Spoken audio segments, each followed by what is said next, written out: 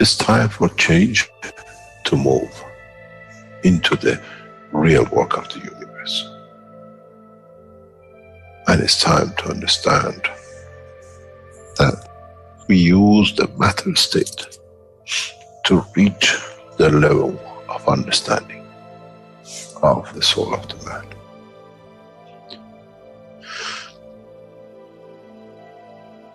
Now you understand maybe why the Creator has sent His messengers in the name of whatever you have had.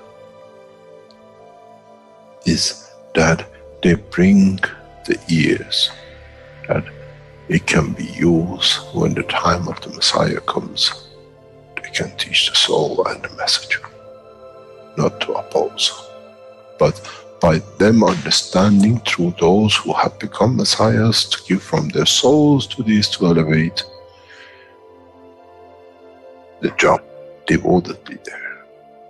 Then there won't be any fight between what they call the Muslims and the Christians. The lamb and the lion will eat and sleep in the same nest. The Christians and the Muslims will sleep and pray in the mosque and in the same church in the name of their souls, not in the name of religion that is used to create so much conflict for the benefit of those who were the hyperactive children. The time has come, the time of change is here.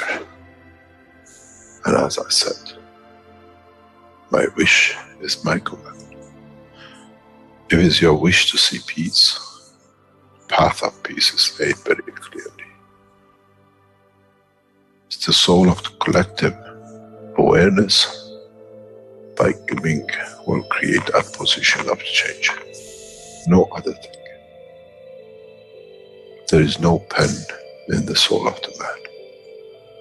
And I'm sure once you go into the universal community, you will never see anything written but the balance of the fields of the soul of the existence. Try to be humble enough not to become arrogant in the power that you have understood and you possess. Otherwise, you'll fall in the same path of the church and the mosque.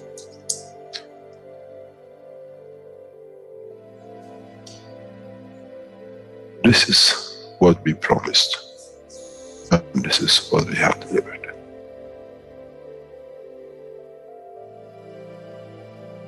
We have to understand the operation of the soul, and we have to understand the soul of the man is a star in the cosmos of the universe.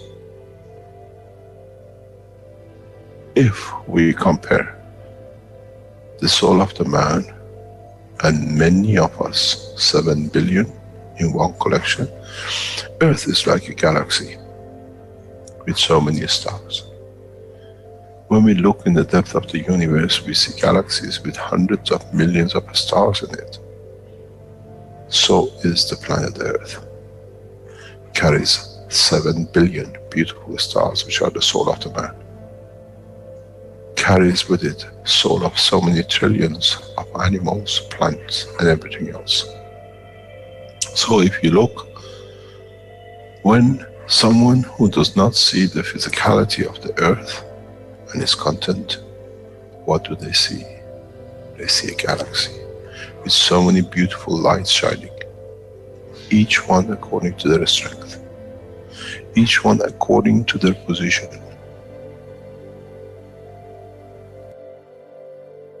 An infant has a beautiful soul, so has the old man. To those who do not see the physical dimension of this planet, but they see the strength of the field, we are clusters of stars. The human race, every single soul, no one from a distance sees, that's the soul of a fisherman, that's the soul of the cosmologist, that's the soul of the president. They all shine irrespective of the physicality. This is the magic. This is what the new science has to bring to man. When we look through our soul, we see nothing but we star in the other souls. And this is the break. This is the understanding. This is what all these teachings are about. Coming to mature to the next level, to understand in the deep space, the universe is the oyster for those souls who serve. Then man is ready to go into space. Then man is ready to become part of the universal community which has been promised. I never promised you heaven. I always promised you the elevation of the man to join the family. And now you have the key. It's you who has to open the door to understand, if I can raise the soul of these people or millions of other souls, that the physical life on this planet changes, then I'm worthy to be part of the universal community. To be there to serve, to expand. To be there, to be part, that in the cycle of life of universe, I become, in being part, I become part of the totality. When man reaches that point, a new dimension in the strength of the soul of the man will appear, which is beyond imagination of understanding of the physical life. It's the gate to the opening of the new life, in a new dimension, which is beyond imagination of what you might call a new beginning, a new cycle, which that cycle carries with itself the origin of the creation of life in the universe and in the universe.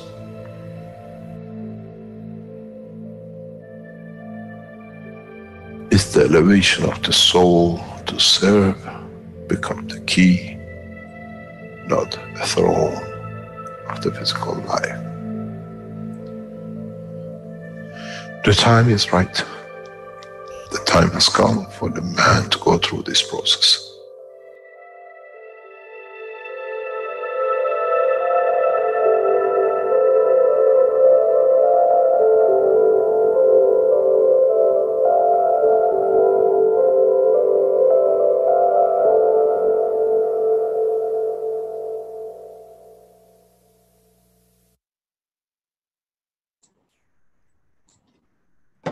Welcome everyone to the 56th One Nation, One Planet, One Race for World Peace.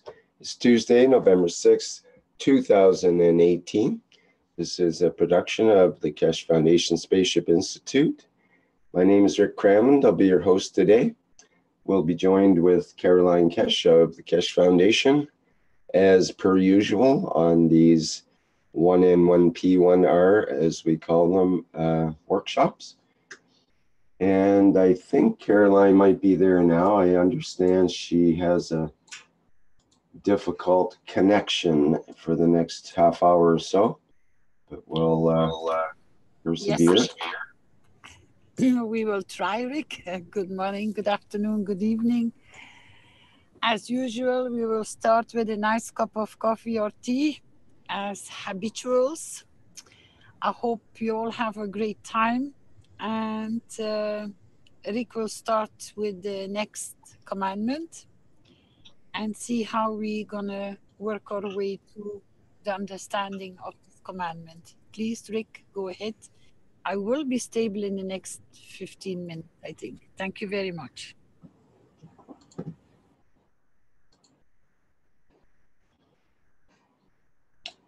Okay, I think we have the list of commandments on the screen there now. And this is again from the keshefoundation.org website. And when we scroll down, we see the usual 10 commandments that most people are familiar with. And the following are the 14 commandments Moses destroyed and never delivered to the man. This is brought to us by Mr. Keshe. And we've gone through these in the previous One Nation workshops here. And now we're up to, I think we did 19th last time. Make this larger so we can see.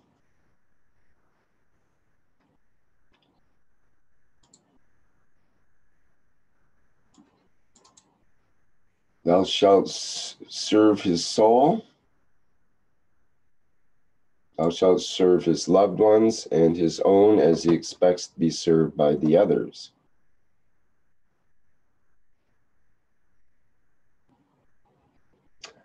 And did we complete that one last time?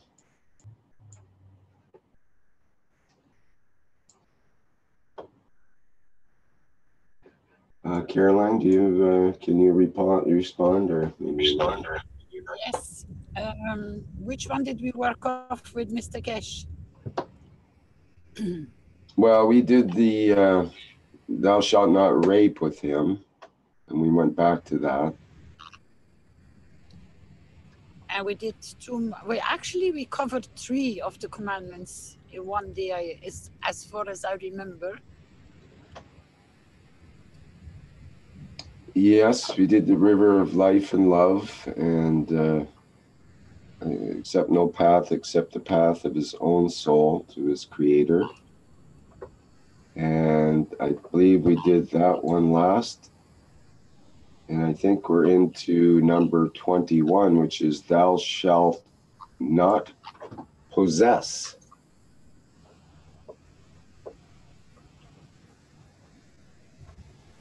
Just simply, thou shalt not possess.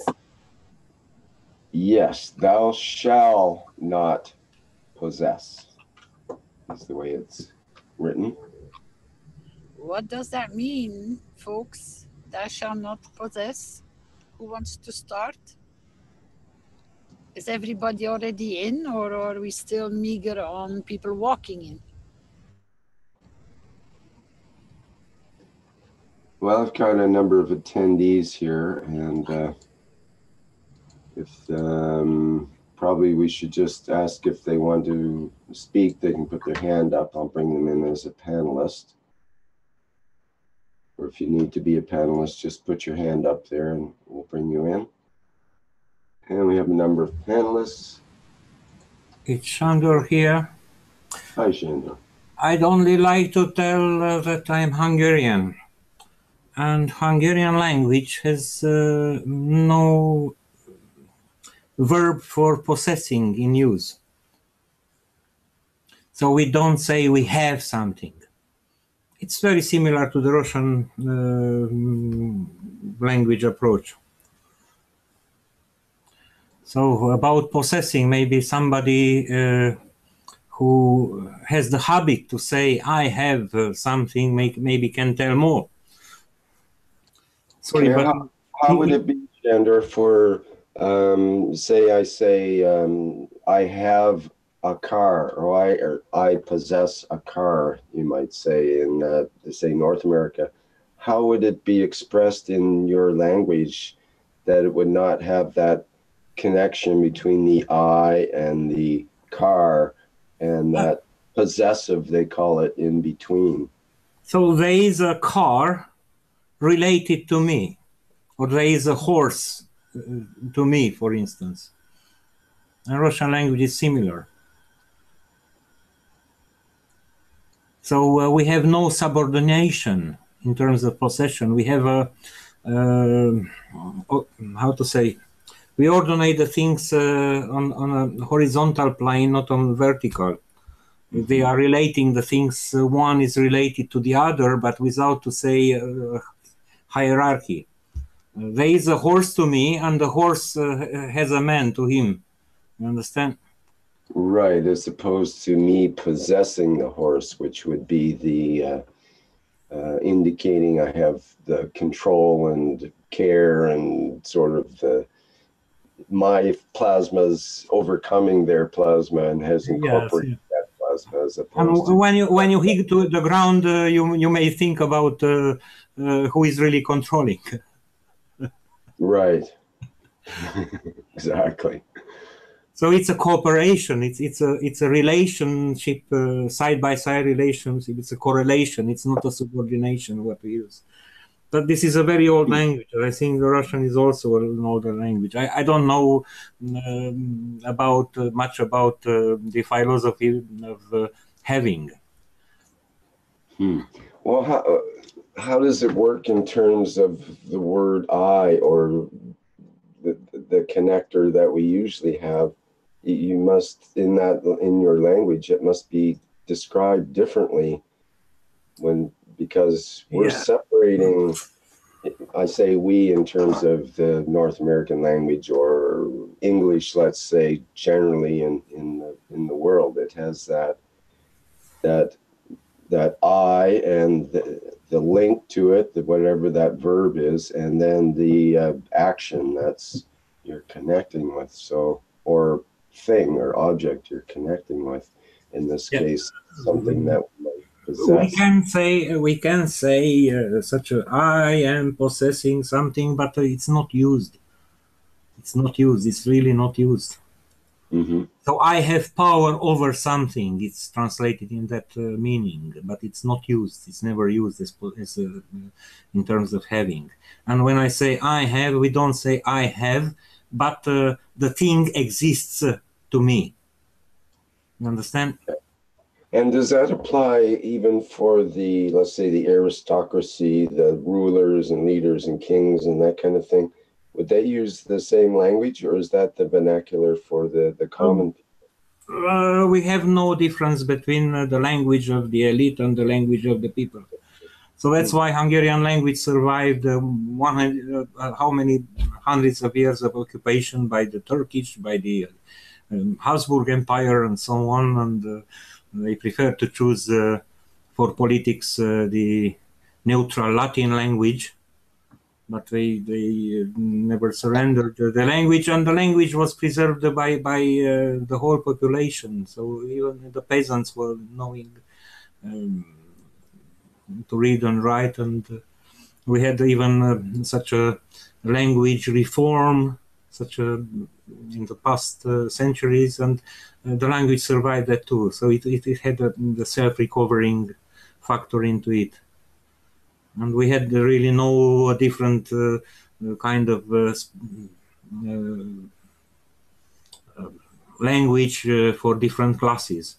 You see, there are many habits on this world, and you see in such countries like in Japan or in other East Asian countries, sometimes you have to use different verbs when it's said about a superior or an inferior or somebody who is equal. We don't have such a thing much. Of course, we have politeness, but politeness was the habit in every family. So the children used to use the polite form when addressing to their parents. Interesting. I think that's somewhat at the core of this commandment, this idea of just the very construction of the language, especially in English, but also in other languages, that this idea of possession is just worked into it because it assumes that one already is or has that thing. It's under one's umbrella somehow. And it's interesting how different languages have different approaches about salary, for instance, about gaining money. And I said gaining purposely because English usually makes money, the German earns money, the French is gaining, or probably the Spanish too, but the Hungarian is seeking money, he's looking for. There are many differences in the languages, really.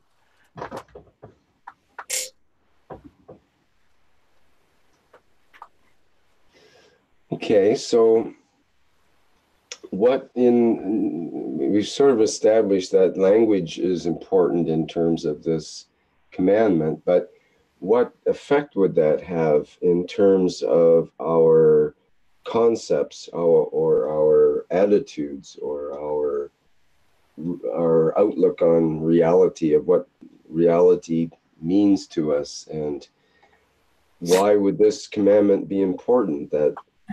Does it mean thou shalt not possess anything, like you shouldn't have a car, you shouldn't have any knives and forks and spoons in your whatever, no food? What are we looking at that way? Or is it thou shalt not have that attitude of I possess this and I possess that, when in effect it's we're all one being in a way, and in a way we possess maybe that way, but not from the physicality's point of view of possessing, like, for example, a car. A car is maybe a good example of that. And in the same way, we don't possess our soul, really. Yeah, there may be some difference between possession of animated and inanimated objects, and there should be something big, because it's a different thing that you have a tool, or you have something which has a soul, but maybe the tool has also its soul finally, but it's not so obvious. Right. So when we say, for example, I own a hammer, or you own a hamster. Yeah, I own a hammer, or I own a hamster. It's in a way, it's the same possessive. It's I own this, therefore it is mine, and it indicates there's others that have other things, but this is my thing. So my hamster, as opposed to your hamster, or just some hamster, it's not a hamster, it's my hamster. I never thought of possessing an animal, for instance, a dog or a cat or whatever. We were in a good relationship, a kind of friendship. Of course, I took care of the animal, and the animal did whatever the animal is supposed to do, according to its own wish. But I never thought of possessing. And about the objects, it seems that okay, we acquired in some way an object. Okay, we found a stone and we picked it up from the floor, from the ground. Is that stone mine because I picked it up? Have I created that stone? Or am I just borrowing it from Mother Nature for whatever use, to break a coconut, or for whatever use I want to use? Right, yes. Or to use it as weight over the pickles and so on. I know someone that began just recently painting stones. So they paint some intricate artwork on the stone, and then it becomes a piece in a chess set, for example.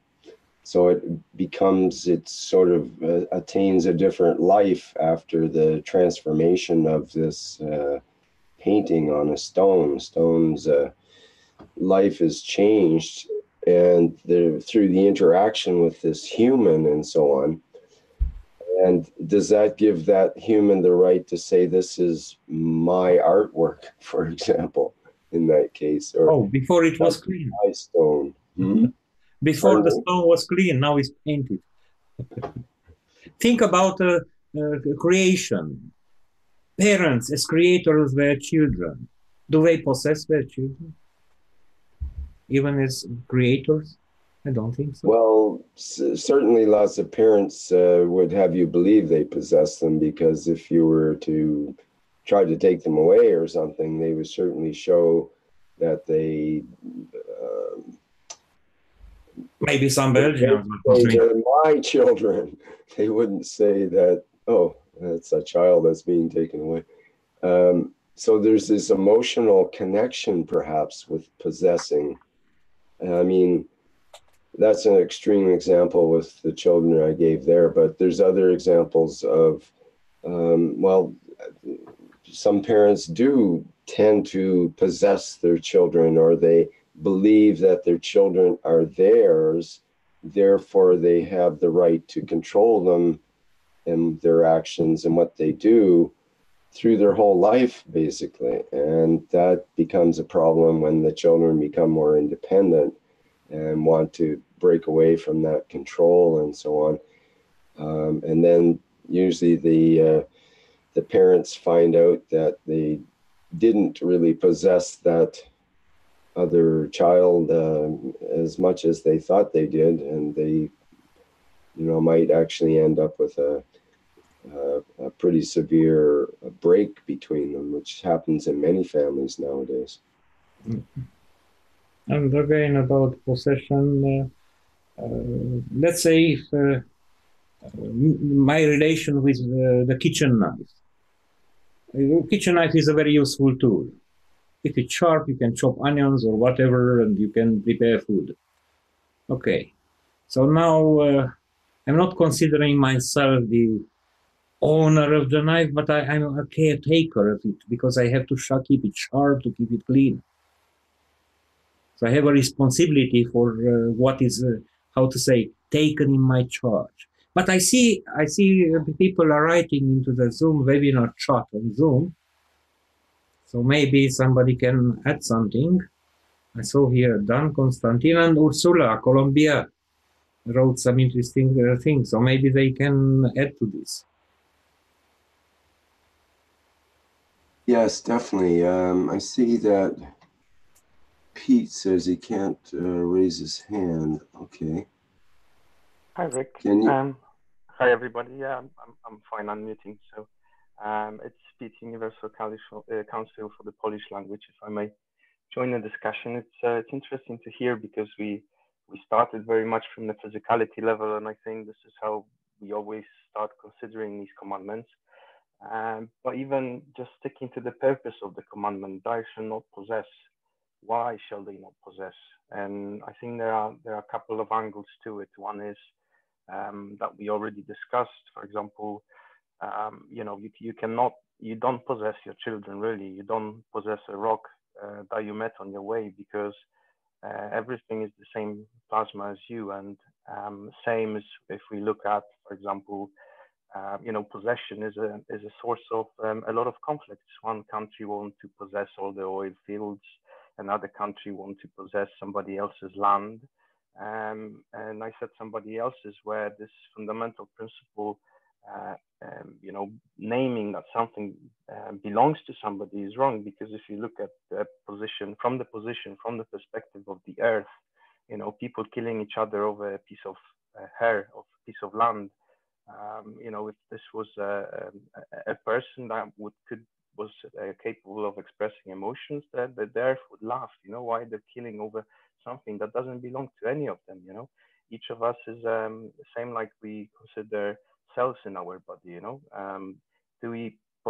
Does the cell, do we possess all the cells in our body? They are part of us, so they make up our totality. So in a sense, yes. But if we are talking outside of our own creation, every single entity that we are interacting with is a separate magnet. You can say is a separate plasma, created very much in the same way as we were. So nobody or nothing gives us a right to possess anything, be it an object, be it a piece of land, or be it a person or a cat or an animal. The fact that we say we possess, as we discussed, the different languages, there are different forms of expressing it, but really we are just living side by side, because the dog anytime can decide to leave us, to run away, or cat or any other animal. So it's a relationship rather than possession in this way. And just going back, I think the purpose of this commandment, realizing that we should not be possessing, because we cannot possess anything else which is made of the same as us, is to realize that there is no point fighting over anything, because as I mentioned earlier, the possession is often a subject of a war. You know, somebody wants to possess this gold or oil or something else, and that's why, at least through my understanding, I see this this commandment of not possessing, which also leads to the next commandment, but we're going to get onto this a bit later. So yeah, that's all for me. And actually, we can see this in all the conflicts around the world. That if the man truly understood this commandment, there would be no conflicts. And same as I remember being taught at school a certain number of years ago, the proportion was that 80% of the goods, of the wealth in this world was held by 20% of the people. Then the proportion changed to 90-10 and 95-5, and now it's probably 99-1 or something like this. So this greediness in possessing and acquiring more and more, this is what creates our reality as it is right now. And I think this is at the basis of this is one of the reasons why we are where we are today, where there are extremely rich and extremely poor, and rich are getting richer and poor are getting poorer, because everybody wants to possess more and more and more. And I think there is a saying that the appetite grows, at least if I translate it from my language, the appetite grows as you eat more. And I think this is very true. Thank you. Yeah, good point, Pete. And I was reminded when you were speaking that when we die, what do we take with us? Very little of any of our possessions are worth anything at that point. So it's a very temporary thing, this idea of possessing on this planet, let's say. I see that Ursula wrote, when I had that thought, I looked at the chat and she says, we possess anything when we arrive and take nothing with us when we go. Only remains what you have given. So that's interesting. Let me see, let's get we've got Abraham here who would like to speak. Let me just put you in as a panelist so you can go ahead there.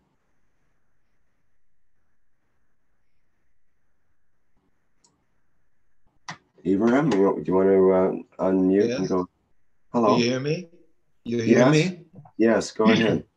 Okay, I would like to share that we can look at possession in two ways. One is the alley of when we create something that could be children or a piece of art or a piece of software. That we can look at this objectively. For example, children, it is very clear that if you ask a father or a mother, neither of them can say how they create children. They know how to make love and blah, blah, blah.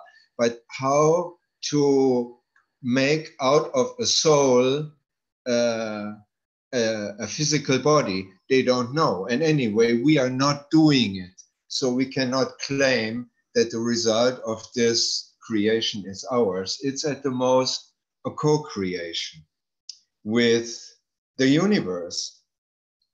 For artwork and software, when there we touch the domain of copyrights, then we could say, well, in all the languages I know, which is German, French, and English, you don't say, I make an idea. You say, I have an idea. And that having an idea is a process of receiving. It's not a process of producing. I cannot produce a thought. So that means that also in the domains of art and software, creation is not, we cannot claim that we create. We can, that is preposterous. We can also only say we are an open channel at that moment, and the knowledge is passing through us, and we do something, we help to manifest something with it. So that's also co-creation where we cannot possess. On the other side, when we do not create, normally what we do is we use. We use the air, we use the water, we may use the help of other people, we use matter to transform one thing into the other, and so on. So the use is because we have chosen to be 3D beings in a 3D world. We have a body, a physical body, and we living in a physical world. So in order to manifest our talents, which are given, again, we have to use things of the 3D world to materialize. An artist has to use paint or stones or metal to create a sculpture or a painting and so on. But then we don't actually need to go to have the concept of owning what we use. Let's say I have a car. In the German language, maybe it's also an old language, like Shandor.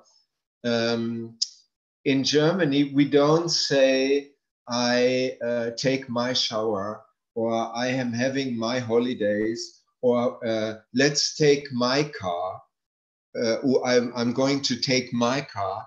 We say the car, the holidays, so there's not a personal pronoun to it. And if we look at a very successful and agreeable and happy way of living together, that would be a thriving, functioning human community. In all the new communities, like eco-villages, for example, there the concept of shared property is very widely accepted. That means the land already where people live, it's not owned by individual people, it's owned by the community. And often they say in their charter that they don't really own it, it's only functioning in the legal world. They have to say that to prevent problems with the government and blah, blah, blah, blah, blah. But the consciousness of these people says that we cannot possess the world because we only use it. We use the land where we are living. We have cars, let's say in this community we have 5 cars, and we use the cars according to our need, and we do not attach to them that is my car and I am going to use it and I'm not allowing you to use it, you know. And evidently, it is even more true with children. And I think it's much more relaxed and happy way of living if we do not hang on to this concept of possessiveness, which is wrong. We can use anything in the world to manifest our talents. We do not need to possess it. I think also, if we choose the way to manifest our things, our talents by things which we possess, we will think also that we possess our talents, and that is so full of bullshit that this gives us such a limited life and an unhappy life, and you know, we shrink to money, and that's also a concept which is not useful. That's what I wanted to contribute. Thank you.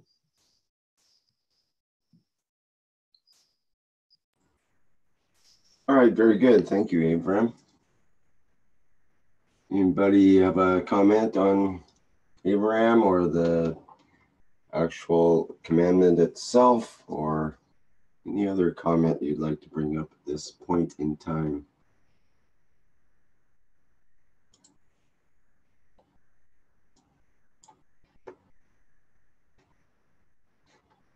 Caroline, do you have a good connection there? Can you shine a little light on their possessiveness here? Can you hear me? Yes. Yeah, I'm stable. Yes, but how's your internet? That's the question. Good. That's what I said. I am stable. Again, we're looking at the possession in the terms of the words, and when you say "I am stable," it indicates something different, I suppose. I think you will find a lot of examples like Sander brought forward in different languages and different cultures. It's more built up in respect than the way the English language is getting exercised.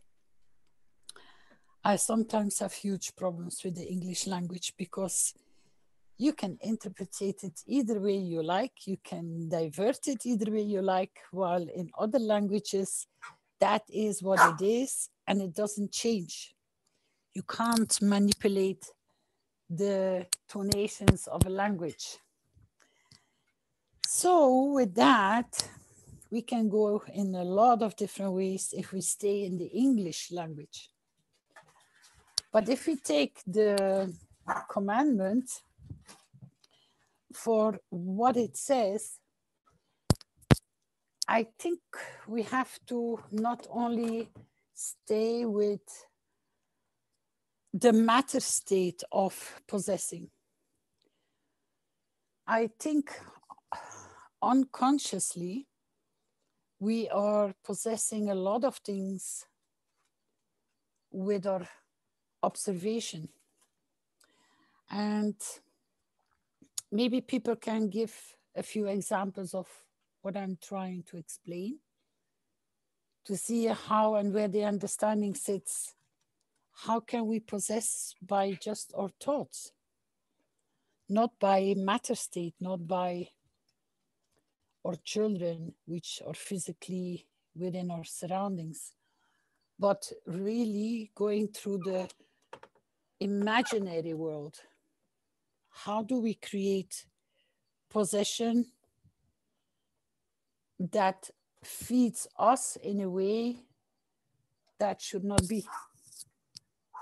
And how can we detect those? Sorry. Yes? Maybe, do you have a microphone you need to plug in now, perhaps? It seems a little distant with the sound. We hear you, but it's not as... Better? Is this better? Yes, yes, I think so. Thanks. Okay, I was trying to work with my microphone. Apparently it's not working. Not so good. What I was trying to explain is, if people can understand and find the path through how we create in the real sense of possessing in our mind, not in a matter state, but without, how can I say, everything comes back to us. So this commandment not only had this kind of extreme, what we see every day, it's my house, it's my car, it's my child, it's my dog, it's my glass, it's my table, it's my place, it's my school, it's my book. That's a habitual way of talking because we have been brought up this way. But that's not so much in where the mistake is sitting, I think. I think the real reason of this commandment sits somewhere in how does the mind, you, in your thinking, being, create possessiveness? How do you create that without even saying this is mine in the matter state? Anybody, any idea?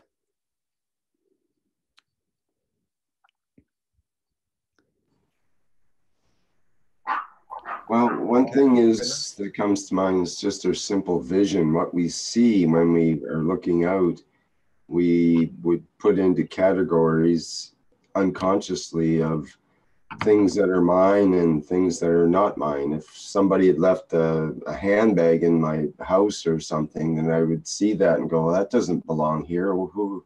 Oh, that's from so-and-so. And it would strike me as something that's not mine, part of what I call mine.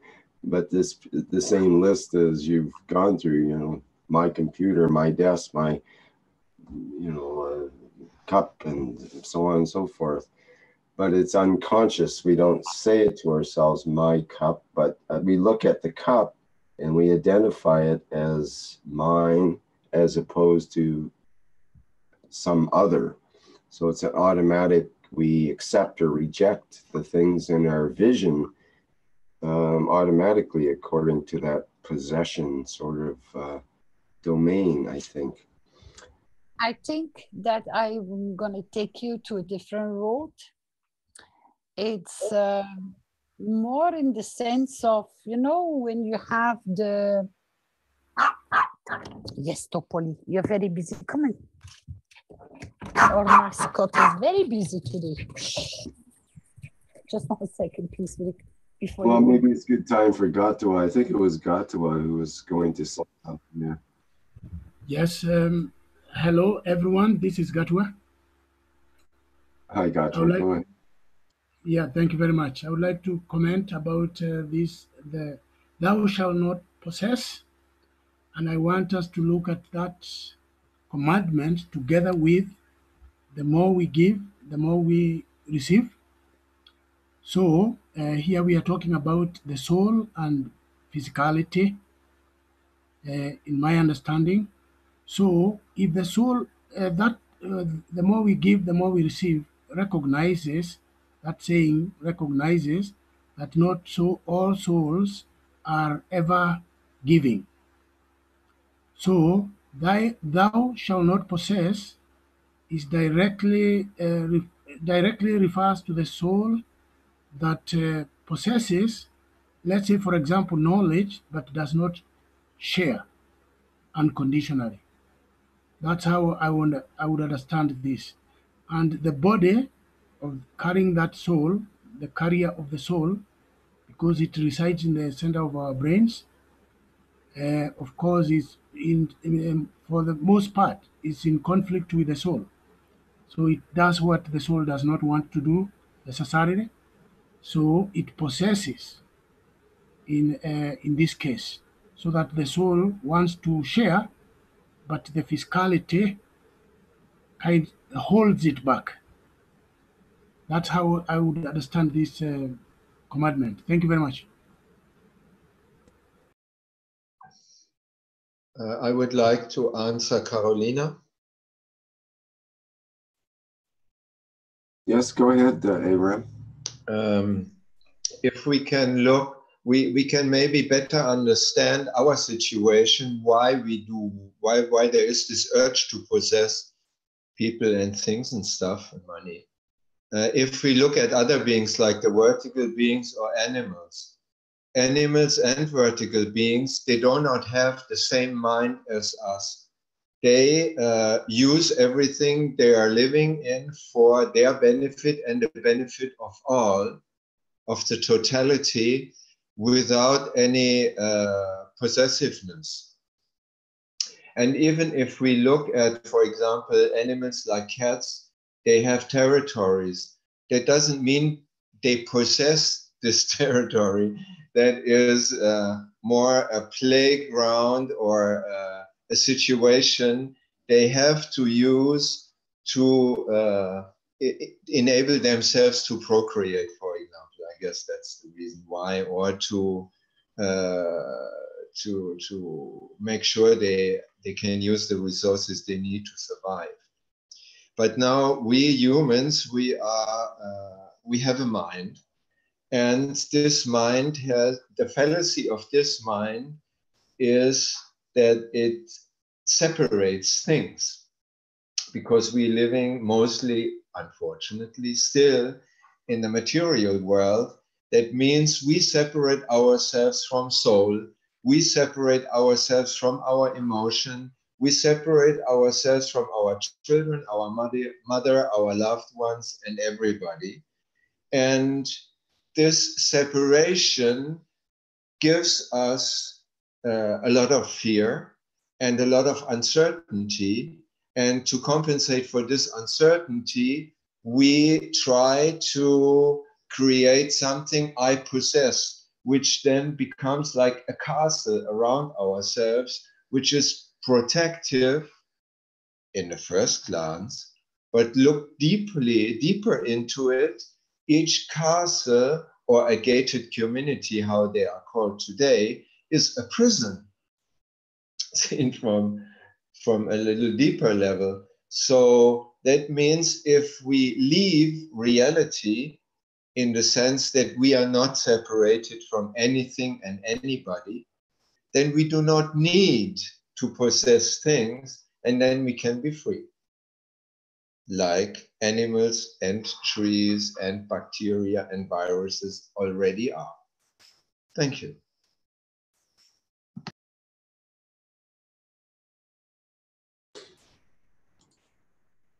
All right, very good. Thank you, Abraham.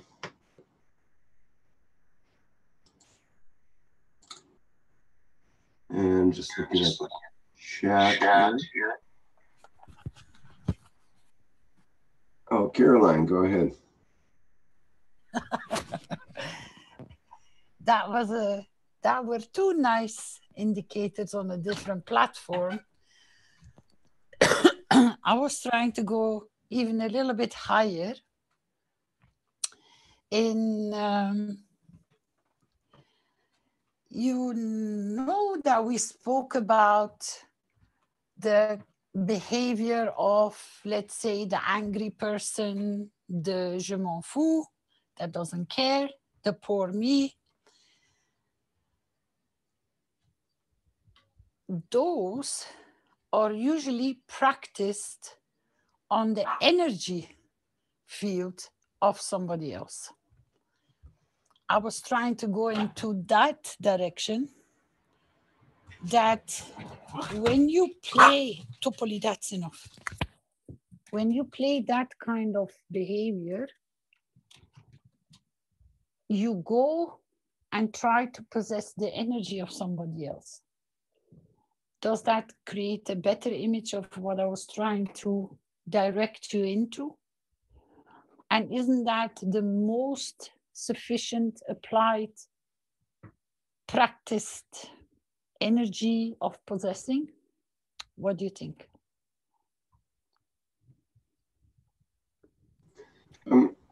Could you maybe give an example of that so it's more concrete? We all know if you have a nasty trick today and you're short of energy, or you create that you are suffering, so you play poor me, I call, attention seeking. The best one I can give you, which just comes to my mind, is what we call ADD, attention deficiency, and even hyperactivity sometimes connected with it. So they're always fidgeting, and Mr. Keshe calls that kingship. So what do? They keep you so much on your alert, they keep you so busy that you're always on your guard.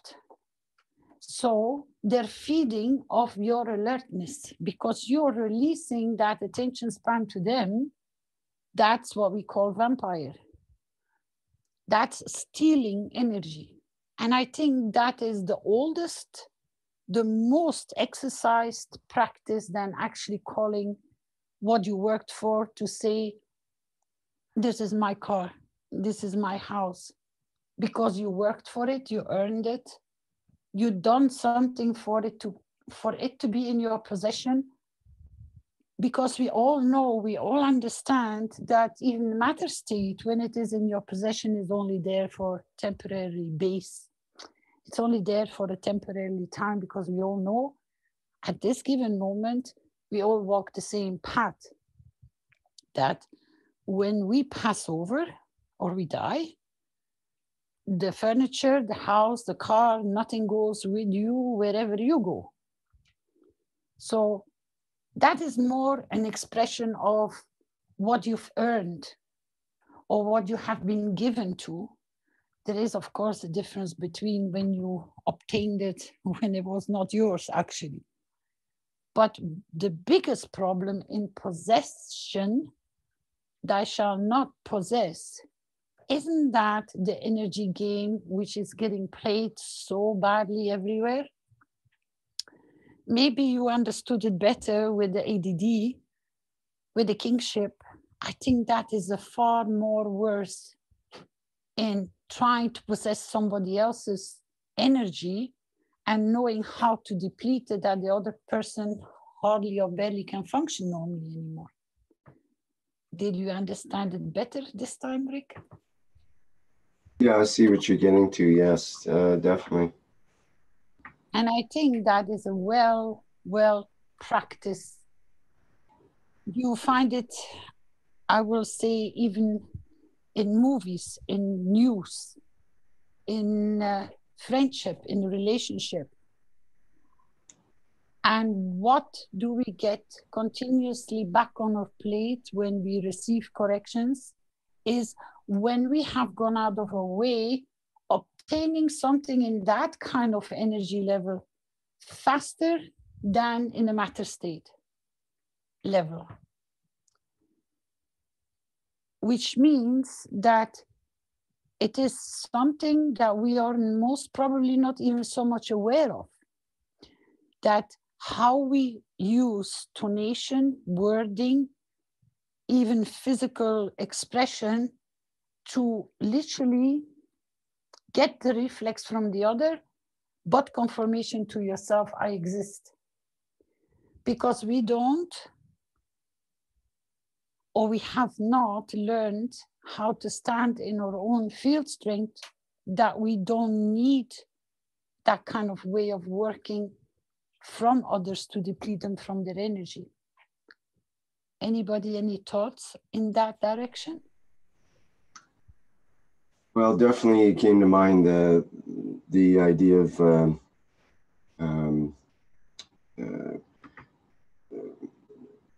well, sorry, I lost that thought there. We should go on to someone else here to hear their input. See, I'm just looking at the chats, and there's a number of comments in our chat here.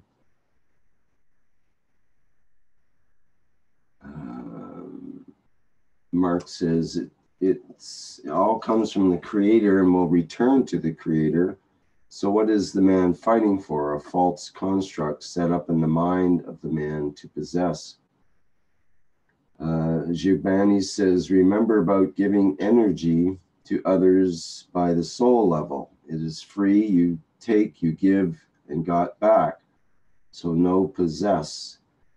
I finish, us, you come, you go back, same at the end. You don't take anything. That's what he's saying.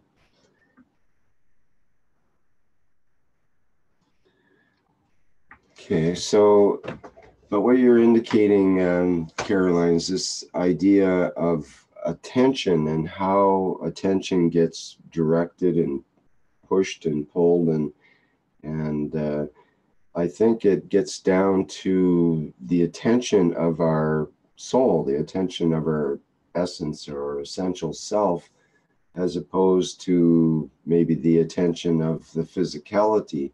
Maybe the physicality says, I own that car, but to the essence, it's more like Shandor's language of the car is, and there's some kind of relationship of this entity, this being to this other object that seems to be, you know, it's in a different language, and it's in a different relationship from that perspective. And the same thing with the interactions with others. If we come from a place of possession or the ways of the physicality of the unconsciousness of just carrying out by habit, and rather than a conscious interaction with another being, a being-to-being communication, let's say, which wouldn't have that possessiveness attached to it. It's by definition has detachment, which gets into the next commandment. But oops, I let that slip. Ursula. Let's hear from Ursula.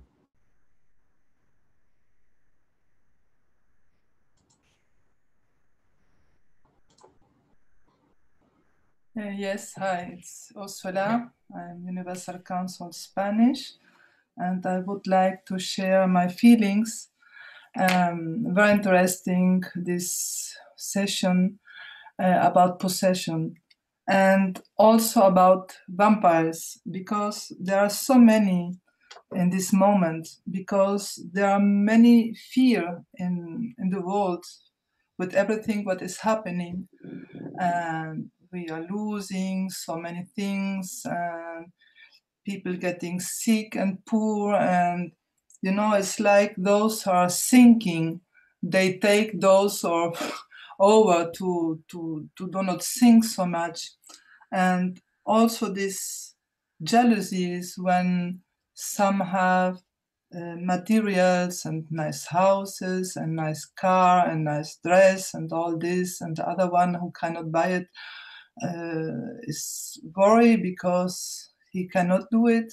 And almost in lands as in Europe or in States, so they can almost buy things. And then are also the vampires of what others have, but others know, jealousies, and creates competitions.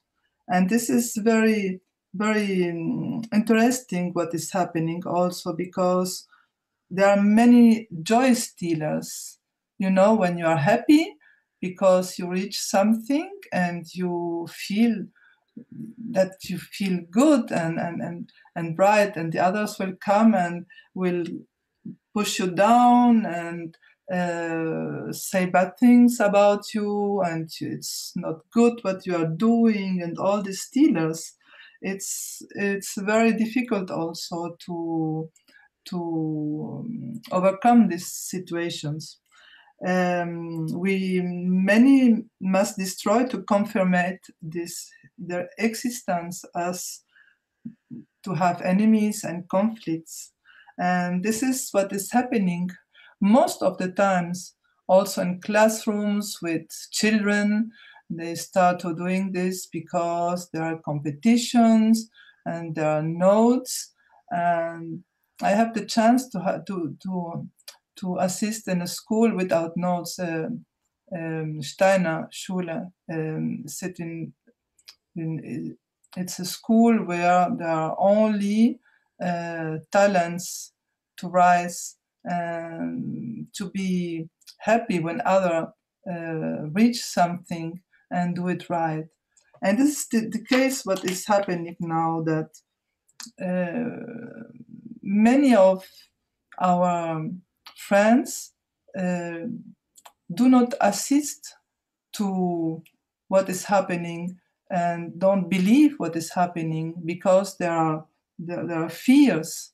And this is the worst part of the situation, because the fears don't let us to say, to be, and to spread out this happiness we feel inside, because this happiness we have inside is a happiness without reason, only to feel alive, to be happy, to be in good health, good feeling, even if there are difficult problems, as we know today, also in families, fighting about their possessions and all these things.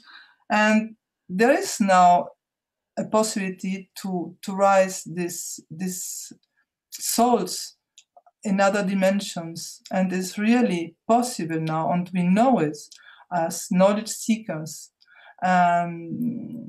Many people are learning and trying to say something, to share what they learn, and they are aware of what is happening. And what we need to do is to raise their souls and to congratulate them, to give good feedback so that they feel more comfortable of what is happening. And this is very important, to allow others to grow. And this is the most important we can do all to elevate not only the souls, but their confidence to be happy and to accomplish their mission on this earth, because we have all a mission on this earth, to be happy, to do our work, to create what we are expected to create in this time, in this very difficult time, but we feel that it's possible. So not with possess, because the most we can possess is our knowledge. This is the real richness of what we can have. This makes you rich, the knowledge, and to spread it out and to give others the possibility to learn what we are doing. And thanks you for all what we are learning, sharing, and giving up. This is our most big richness in this world. Thank you. Hello, everybody. This is Marius from Romania, Universal Council Romania. And I agree with everything that has been said earlier. And I would like to add a few things. One of them, I would classify possessions in goods and people. And by possessing goods is like always hunting for something that it's a fake goal, right? Because you always want to have more and more, and it misguides you from your real purpose in your life, right? Because you're always looking into the outside and not looking into the inside, and not looking for self-improvement and the evolution and strengthening of your soul. And the other is possession of people. It's, for example, like a mother always expressing her care and her love at a suffocating level towards her children. And this, of course, for long term is more harmful than helpful for the children. And of course, for the mother, because it this kind of possession transforms into a habit, and when the children grow and go to universities, maybe in different cities, and make their own families and so on, the mother or maybe the parents remain again just by themselves, and they feel a terrible loss. So by not manifesting such possessions and looking on the inside and on your real goals in life, you will be able to understand that you just manage things, and you're here to manage and use those things for your own good, and not manifest some sort of control, because possession can be associated with control at some level, in my opinion. And when you don't manifest this control and you take what is good and that's it from those objects, goods, or people that come into your life, it's, I think, what helps you in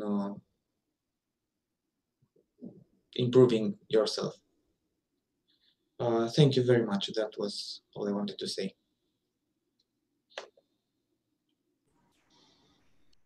Okay, thank you, Marius. Any other comments here from panelists, attendees, or otherwise?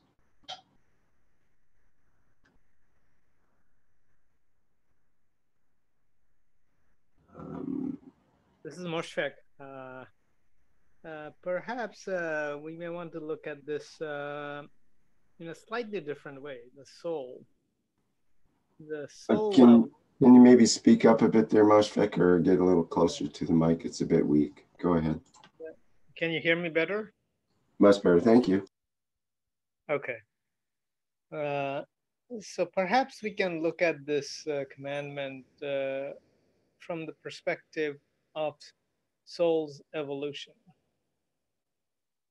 We often mention that our wish to elevate other souls. Now, as is often the case in our existence on this planet, the physicality and the associated emotion may come in the way of this evolutionary process or the elevation of the soul. Now, if a person is involved in activities where these such activities don't contribute to this elevation process, then it acts, the physical existence or the operation or activities acts more like what Mr. Keshe says, the leech.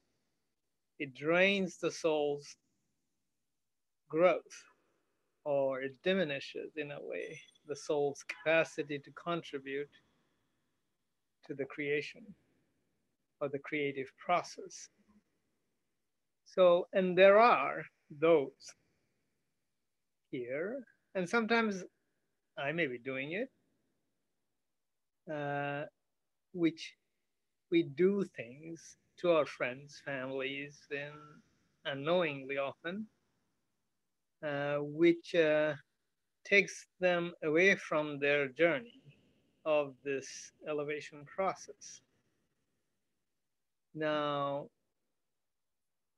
and this is something, some are actively doing it so that the people do not, or the souls do not become more cognizant of their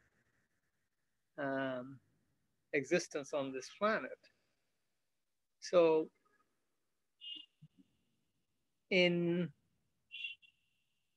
at the level of soul, if we don't make claim on another soul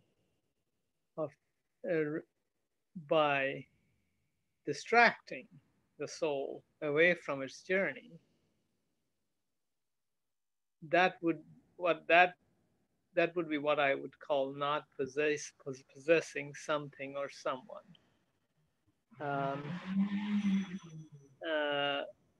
I will take a very mundane example from, let's say, a glass from which we drink water.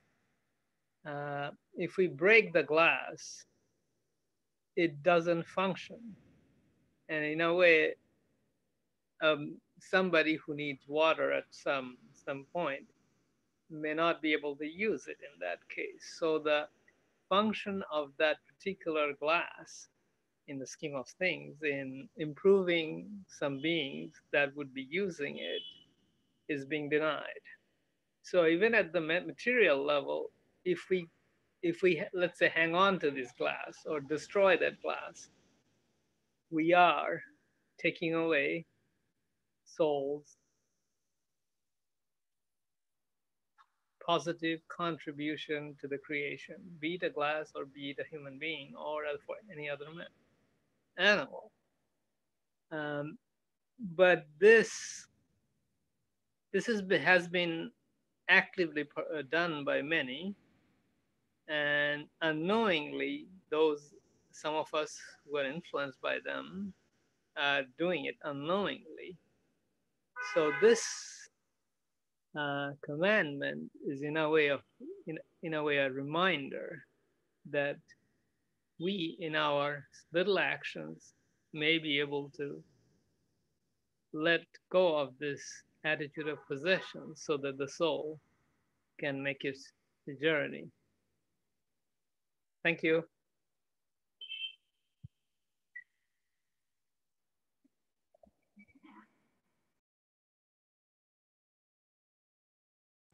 Thanks, Mashfaq. And okay, we've got Caroline. Yeah, I'm noticing something. It's a question. Why are people separating their soul from their physicality in who they are and what they are and how they behave?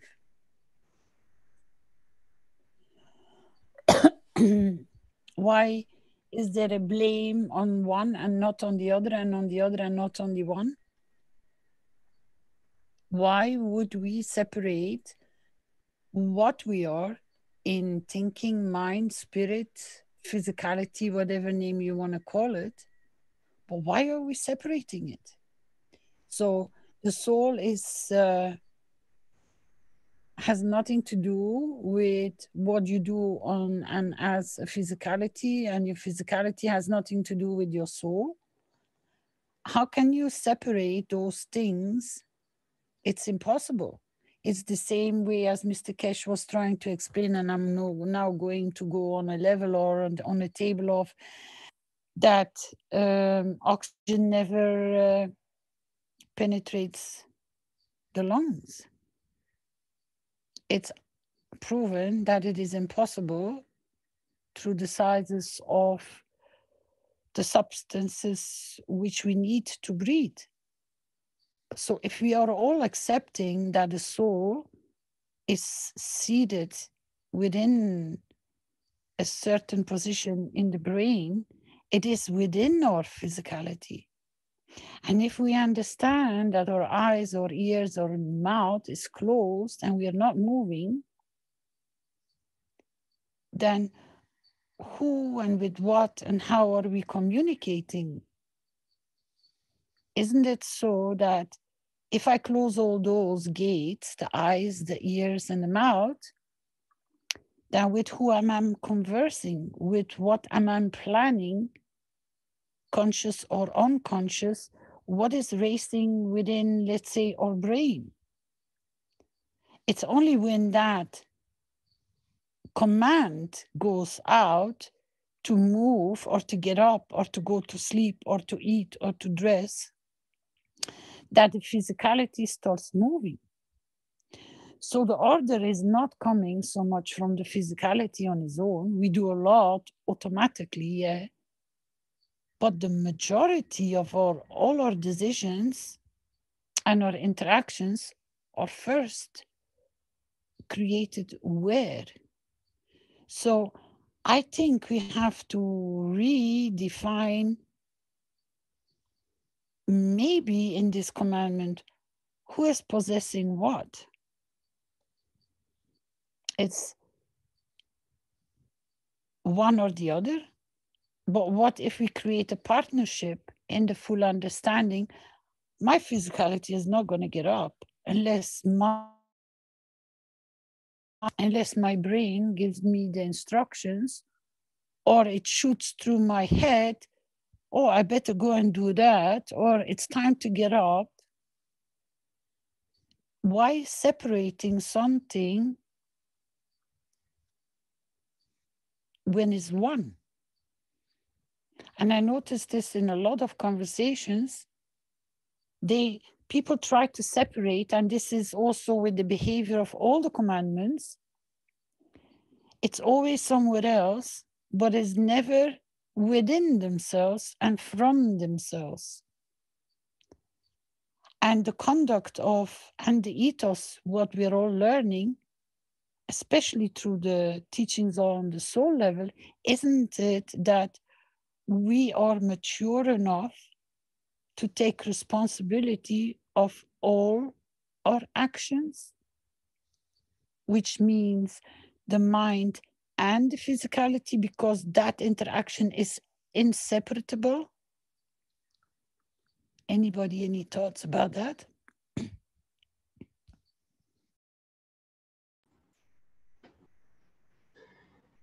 Well, there's some deep ideas there for sure.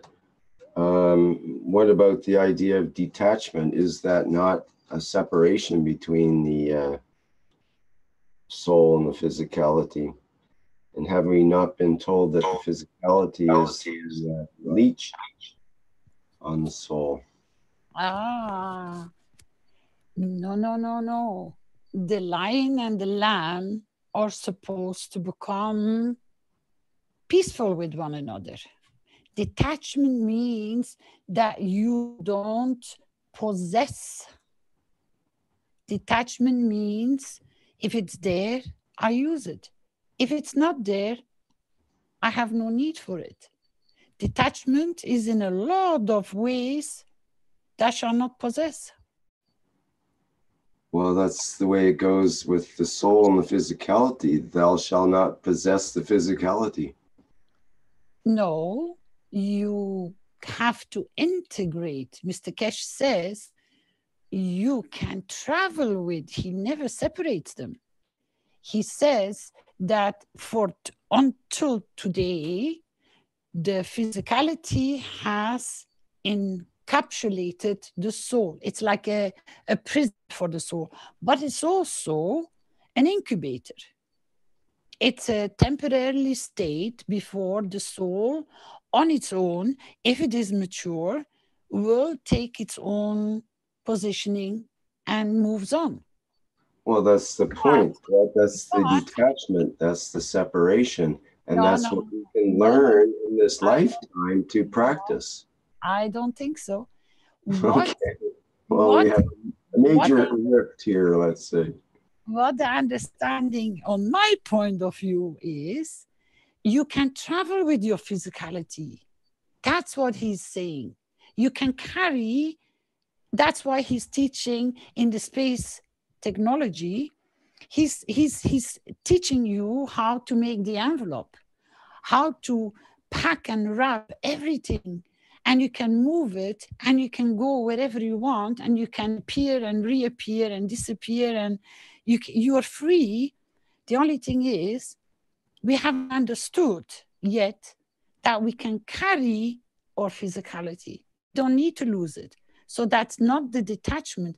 The detachment comes from all the commandments or behavior or way we are not understanding, not have understood, because if we would have already been traveling in space. It's because we are attached and not detached, and because we are still applying a lot of the commandments, because we never received them, we never understood them, so we are attached to them. Detachment means to set yourself free from all those walls and all those misconceptions that we have obtained. All our behavior patterns, that's an attachment of I exist. It's a painting of ourselves. I decide to be happy today. Tomorrow I decide to be angry tomorrow. But sometimes, most of the time, we don't even know why we're angry or why we're happy, or we create it. So why not be in a state of detachment and always be happy? Or always be in the path what we choose to be. Again, it's a choice. Mr. Keshe brought it forward when he said, I lost my phone and I panicked. And he said, it means I don't need it. And he referred to even that as an example, detachment. I don't need a physical thing to be there for me to be attached to it, that I will not be able to do something because that item is not there. It's a form and a shape of detachment. You can travel and you can carry your physicality, but it has to have that higher frequency to be able to go and take it. It cannot go because of all these barriers which the commandments are showing and teaching us and making us to understand. in stealing, possessing, not harming, loving. You see, the path of the whole, that is the understanding sits there in the detachment. Because I'm attached to my house, I'm attached to my clothes, I'm attached to work, I'm attached to my children.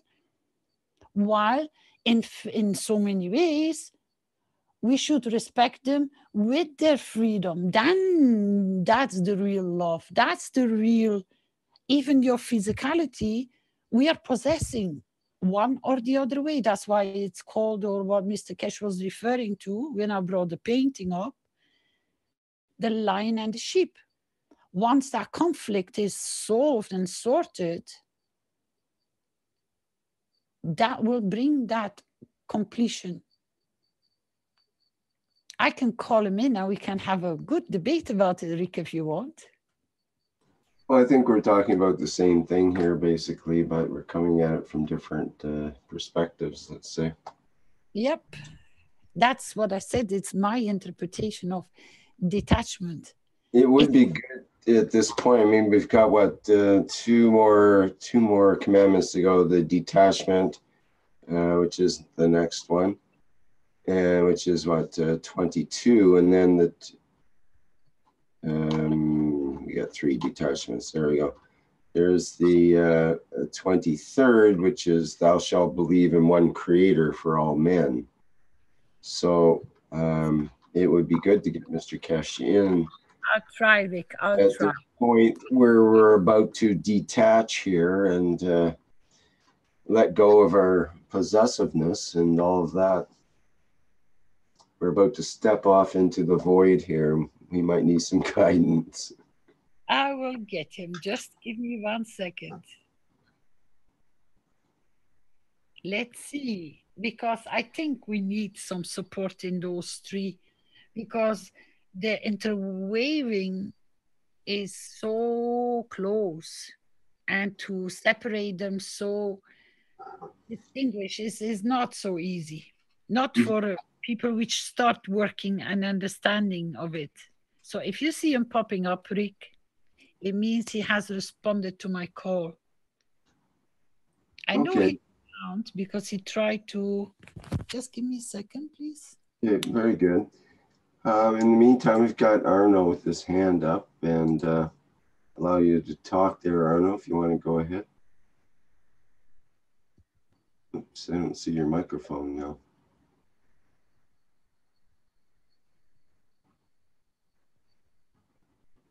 I'll try to promote you to panelists and see if that solves it somehow.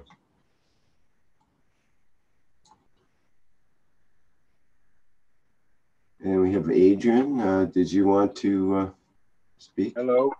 Oh, sorry. Arno, are you there? Yes, I was here. I could not open the microphone before. Okay. But a long time ago, I was entangled with my stuff. And when people took my stuff and they were bad, it also entangled with me because I did not let it go yet. And I saw the same things in, I looked sometimes to different movies, and also there's some knowledge in movies, there's knowledge in how people manifest with the energies. And now we see it too when I saw testimonial 10, and there was a guy, he shared his feeling machine with others, and then one was telling him that he was to be careful. I think it was allowed because you entangled with the other's illness too. So, and it is the same. So when I lose some hair, then I throw it away with the feeling I give it back to the earth. And when I don't need things, I give it away. And when I lose things, but I was very happy with it, then I'm happy to lose it because then something else can come back for it. Because when I put sometimes, like we put a Minecraft in the car, I always put my soul, not my soul, but some part of my emotion in things of mine to make it more controllable for me to sort out how to work with it before, because I had a little bit trouble with that. This way I find my way in it. And then I find that if I let things go, then it's not eating for me. But if I lose something and I want it back, I give my energy to that.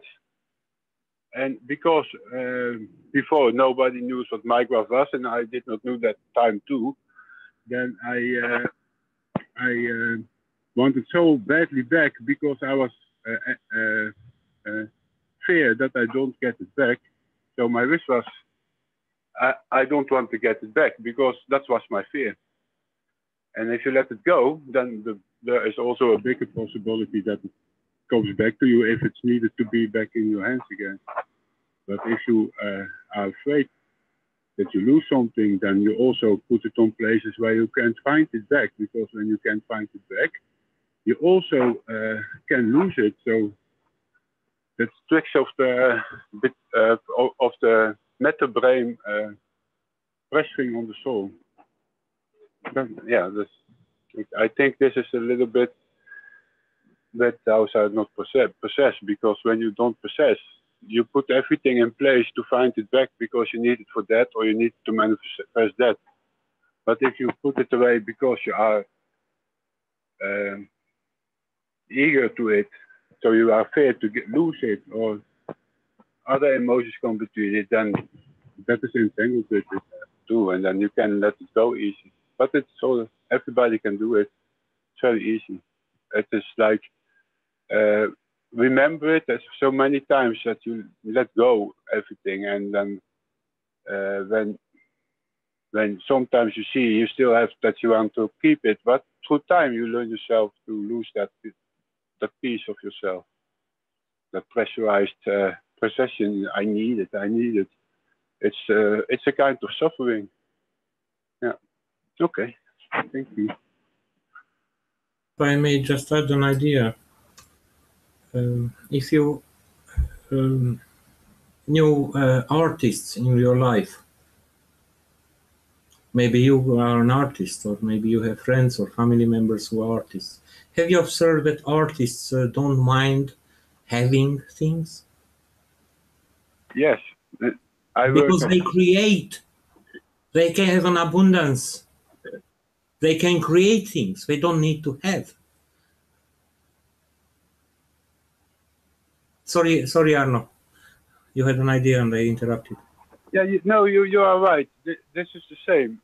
I learned this not for myself alone. I learned it also to see others how they view this, and I have always some kind of essence in me that is sleeping in most people, but in artists they have that freedom too. And I was so happy I did a night shift at the academy in Holland, in Amsterdam for art. And then I had a lot of friends. They are all over the world. They come to be residents. And I get very good contact with them, because it's for me like I'm home in between my own. And that's the same feeling I have with all people. Because we are open, we try to free ourselves. Because artists are too always very freely, not always left of ego, but most are even lost the ego. Yeah. Yeah, it's true. And I had some homeless people. They choose to be homeless, and when I find that out, they were so pure, because they tried to find a way not to have rules to contain their behavior, that they could not stand themselves if they live in a house with payment and so, and they were homeless, and they were very happy, and they were happy because they choose to be homeless. But nobody that time, not many people did understand that then. But the free souls, and they have possessed nothing maybe in this world, but on the other side they can do in one snip in their fingers, and they can change the environment from that position to another position, and we all benefited, but we never realized, because we don't see what the other doing. Yeah, so they are more free because they have the awareness that they can create according to their art and their ability. Yeah, that is true. But I think You that. know, sorry, just I had another idea. If it's about having something or possessing something, so that something has to exist, so it has to be created. It's a different relationship with something, with an entity to possess it, and it's a different relationship to create it. You see, I used to say some people are building roads, and some are putting barriers and perceiving the tax. So one is a creator of the road, and the other is the possessor of the road. It's a different approach. A good point. And the creator is always busy creating. It's always busy building roads. If you're the road creator, for example. Yes, and you are using the road. You are not. You are using the road. You don't have it because it's not yours, but you can use it and you contribute to it because you pay the fee. So from that fee, maybe can be done more things. So so there are so many approaches to this possession. So at one end, you can create things, and on other aspect is if you didn't create it, you can be responsible for it. So to take care of it, to be the caretaker, or you can contribute to it. Or how about if you bought a very beautiful watch for your relative, for your uncle, because he has always a very old watch, and you visit him after 2 years, and you see the watch which you bought it for him as a Christmas present or a birthday present. It's still on the shelf, and he's not using it. Is he having it? Not really. He's just confronting it, just looking at it, how beautiful it is, but it's too good to be used. So when you have it, you use it, you dispose of it, you control it, and you do what you are in total control of it. You can think about to keep it or to give it out or whatever. And how about those who cannot have things because they waste it? I saw such beggars, homeless people who got from a charity such a brand new nice boots for the winter time instead of the broken shoes, and in 1 hour one of them already sold it in order to buy some liquors with that money. So he was wasting what he got as a gift. It's again a different approach for having. He also cannot have things, but it's not from the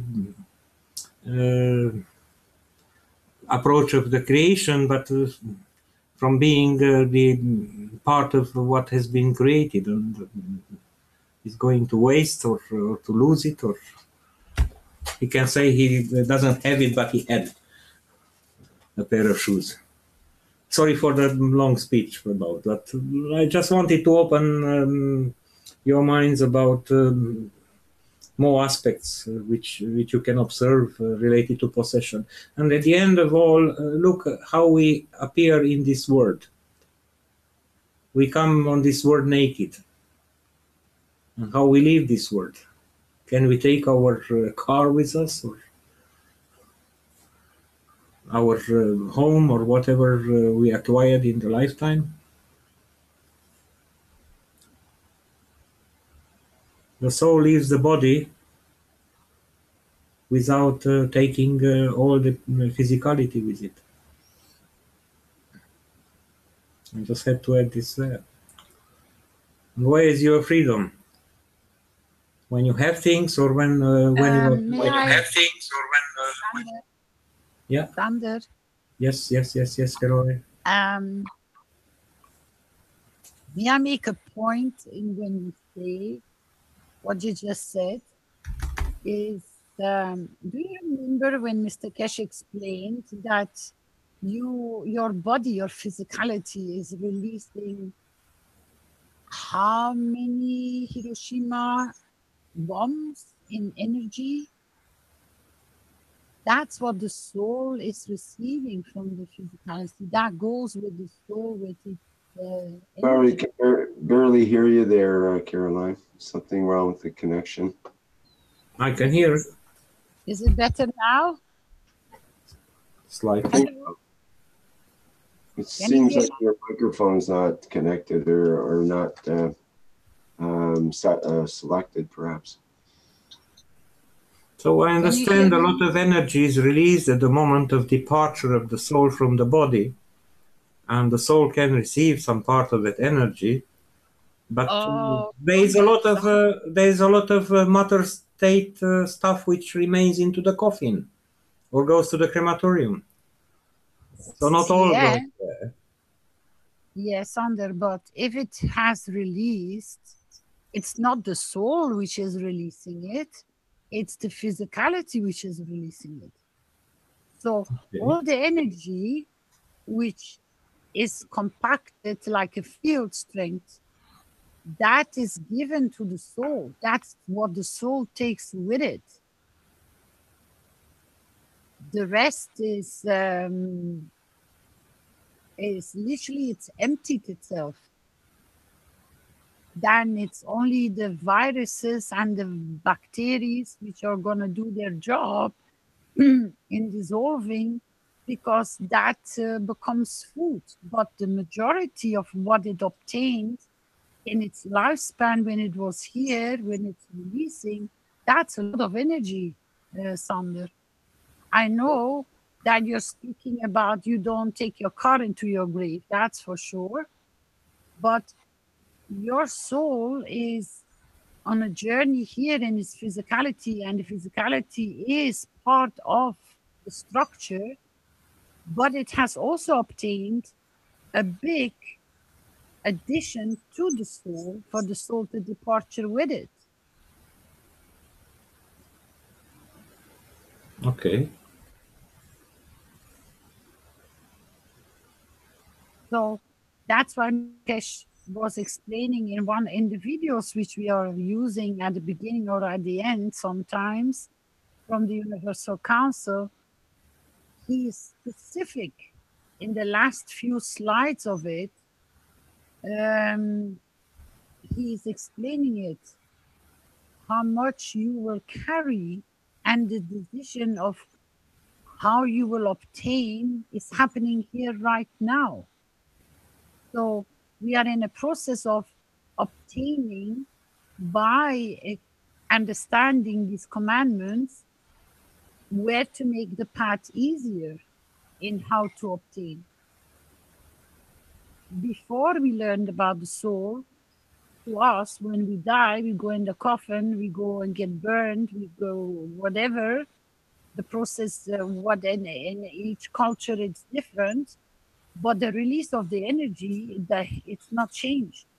So that is something which we have learned through the understanding of the teaching of the soul. So if your physicality is in interaction with your soul,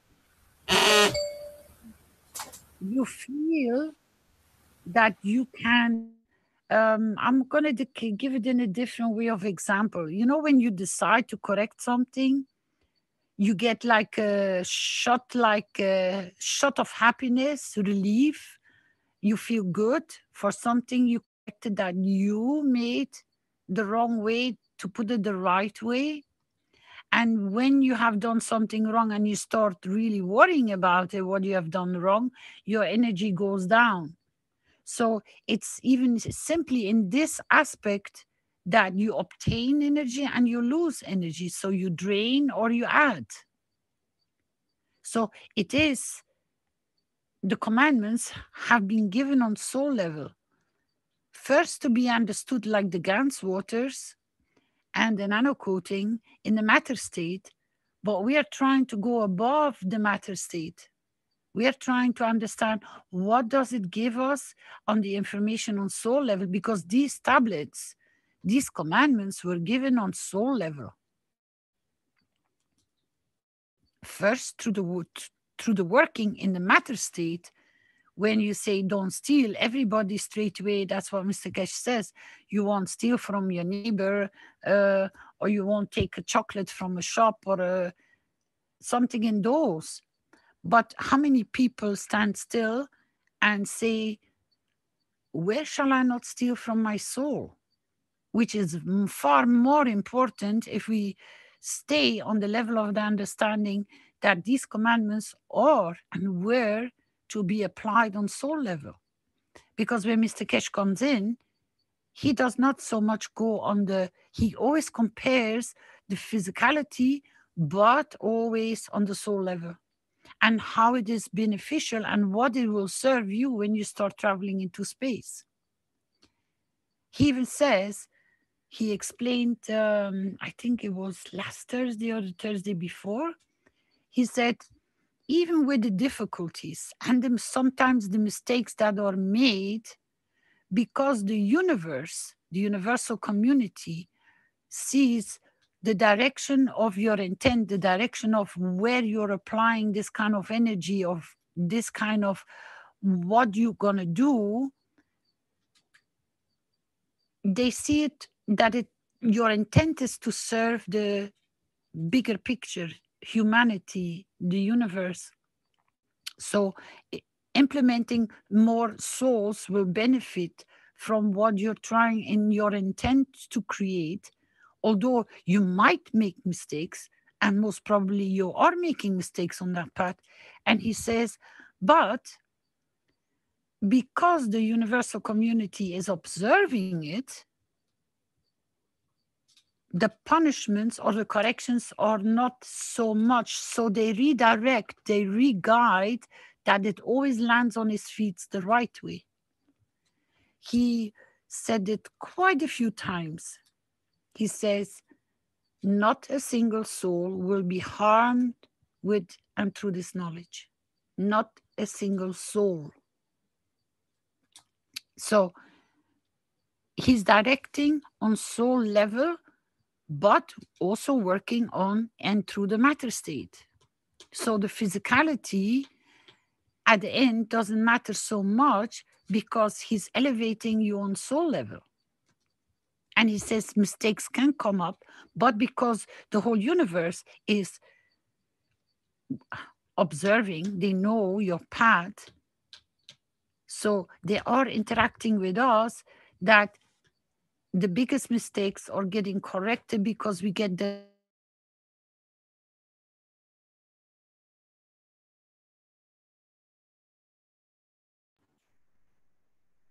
I do not know where you lost me.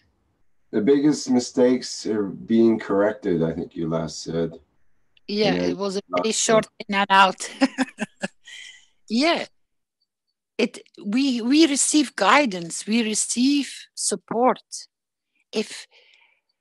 I think a lot of knowledge seekers have started noticing that there are phenomena appearing on the skies. There are a lot of ships visible. There's a lot of movement in the sky visible. If you take your time to observe, they're coming more and more into exposing or showing or guiding or making sure people become aware that they are present. Because don't forget, we have the promise before end of 2018, the realization of the spaceship. And we are getting there. With the last week teaching, we all received a boost of confirmation in the physicality because the videos were shown. It has given an uplifting energy flux to all the knowledge seekers. And it still is going on because people keep on going back. They have started changing their process of processing what they have understood until before and until last Thursday teaching. They are adjusting their systems. They are adjusting their understanding. So what are we all going through is that I hope that a lot of knowledge seekers have even understood to start working by, again, supporting the Chinese team and the other teams which are working on the spaceship, that they receive sufficient enough energy so that they can receive back for them to go to a higher state of understanding as well. That's what I was trying to explain to Sander. In a matter of the body serving the soul, what it is obtaining here, it's releasing it back to the soul. It's not holding on to it. Although the soul is detaching or the body is detaching from the soul, it gives. Even the physicality is so beautiful in its interaction with the soul. When it's releasing it, it's giving.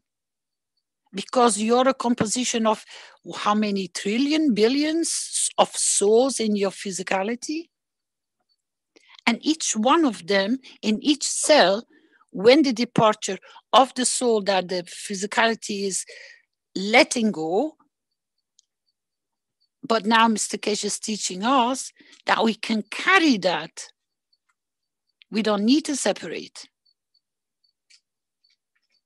But we need to detach from whatever the belief systems, the misunderstanding, what we didn't know, what we're learning now. That is where the detachment is coming into place, of the understanding how to apply it. Because even your physicality is not stealing from your soul. Even in its departure, it gives that extra energy of release to the soul. That was my understanding. What do you think, Sander? Thank you for teaching. I was focusing on it, thou shalt not possess commandment. That's what I was trying to explain, that the body does not take that 15 Hiroshima bombs into the grave or into the soil. It's releasing it to the soul. Okay, thank you.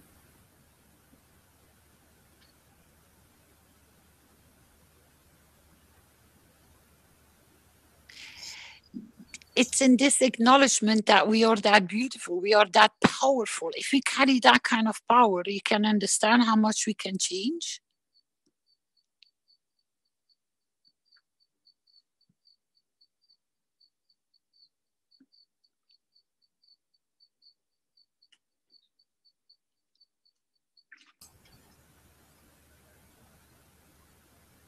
So if one can create, then it can give.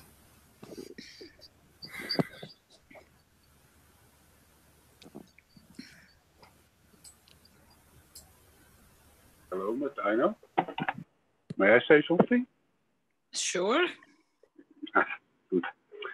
I find out that if it was also in one of the teachings, and I recognize that if you see what you are doing and you make a mistake, but your intention is good, like you said, then the soul don't give the energy to manifest the wrong way, because your intention is the other way.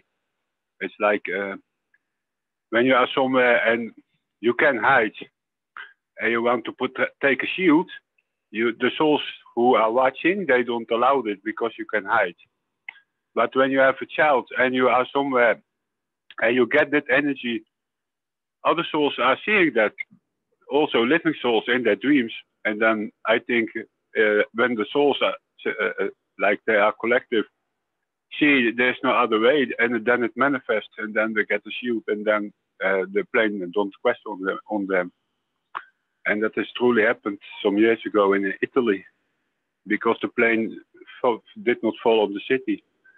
And it's like last teaching I was watching, and I saw someone speaking, and then I saw the same message as I saw, and then but I was thinking, I don't talk, I hold myself back, I keep myself a little distance because I don't want to bring too big reflections. And then I saw there are very many souls, and I always asked them to come too, but I did not saw them till the last teaching before One Nation. when I was watching back, and it's beautiful. Yeah. I always thought the manifestation dreams, I was alone. I did not saw them, but I also thought maybe other people saw it too, and then together you bring the, like in the old paintings, you see Jesus in the middle, and the other ones watching to Jesus, like we are doing with Mr. Keshe. We put Mr. Keshe in the middle, so we are one galaxy together, one spaceship, and that's also what Jesus did, and I think other people did too, because if the people surround them, he's talking the truth. It's entangled then, and if you entangle with other things because you possess, you lose that energy.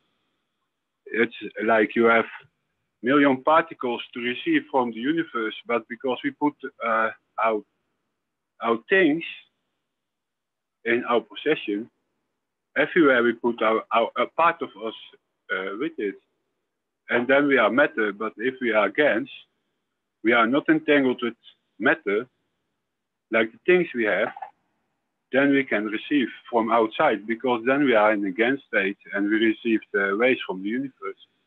And through time, with the knowledge we grow, we all learn to manifest in the way we need to manifest. Yeah. Thank you.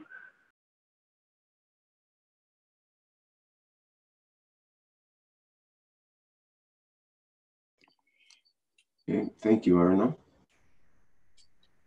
If there is no more question about this one, maybe we can go to the other one, but keep still an eye on this one. Yep, I tried to get the question, but he might come in later. So if something is not understood, most probably we can ask him a question. I do my best. What is the question? Just at that point, just at that transition, we look at the screen. I just gone from the thou shalt not possess, and we're just going into detachment, Mr. Keshe here. And we've been sort of discussing what that means and trying to get into the deeper meaning of it. Can you hear me? Yes. Yes. I see there is two things. I was discussing this. The one before that was possession and detachment. I was discussing this very recently with one of the knowledge seekers, and at the same time with one of the governmental officials. And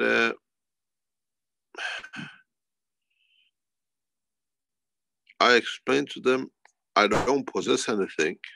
Whatever I have, whatever comes to me goes to the foundation, and I'm detached from the whole thing, but at the same time I have to be able to run an operation for the foundation. I don't buy anything in my name most of the time unless I have to, and I have no attachment, and I live by the way, like the patterns I open, because I'm detached from owning patterns and possessing things that is mine, because I'm aware of this is a transition, and possession, not even the creator possesses, because he's a giver. Otherwise he won't be a possessor. He'll be a possessor. He gives everything. And when you don't possess, you become detached. And as I said, I was talking to these people past couple of days, and I said, I'm detached. I'm totally detached. What comes is there to do a job, and when it's not there, it means it's not the time for it. And it's amazing how life easier become when you don't possess anything. You don't have to become a trampling on the street, but earthly positions has no meaning. I've always been like this. Even in my business life, in my education life, those who know me, I don't even wear a watch. I have to wear a wedding ring to say I'm possessed by somebody. But totally, when you don't possess something, you become detached. And these two go together. Because when you possess something, you become attached to it. And even we don't possess life. Life is not ours. What we call our life, it belongs to our soul. And it's the life of the soul. When the soul does not even possess a physicality of itself, it creates, in respect to the condition, become physical. So even the soul is detached from its physicality. It's the condition of environment which creates that physicality. And it's a, for detachment from the soul, from its physicality, and not possessing a physicality, but physicality is subject to environment. And then one understands this, one comes to understand nothing worth possessing. And you live to the best of the ability, but not possessing. There is somebody recently told me all this Keshe Foundation and the companies in your name. I said it's all is written into the will to go to the foundation. I'm just what do you call it, a manager in transition, and I live by these rules. I always lived by these rules for decades. And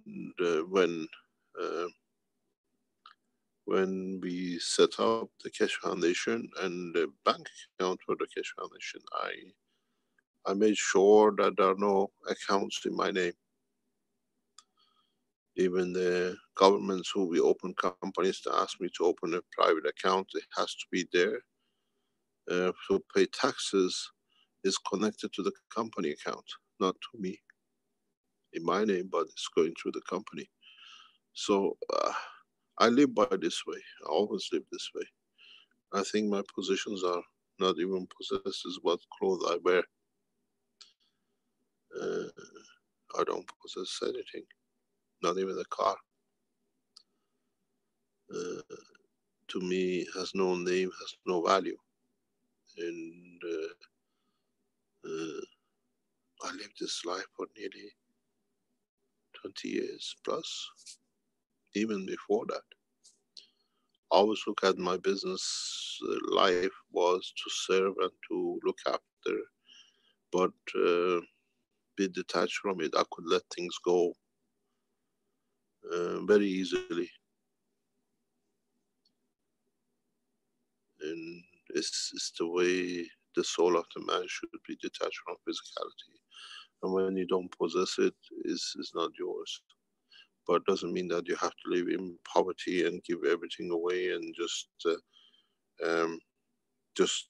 some people become, I call it a tramp. A physical life in the position of the soul has to live it to the best of its ability. When you don't possess, you're not attached to, you're detached from. And that's why the soul can't let the physicality go, because it doesn't possess it, and so it's detached from it. But it has no attachment to it, because in its maturity knows does not need the physicality to exist.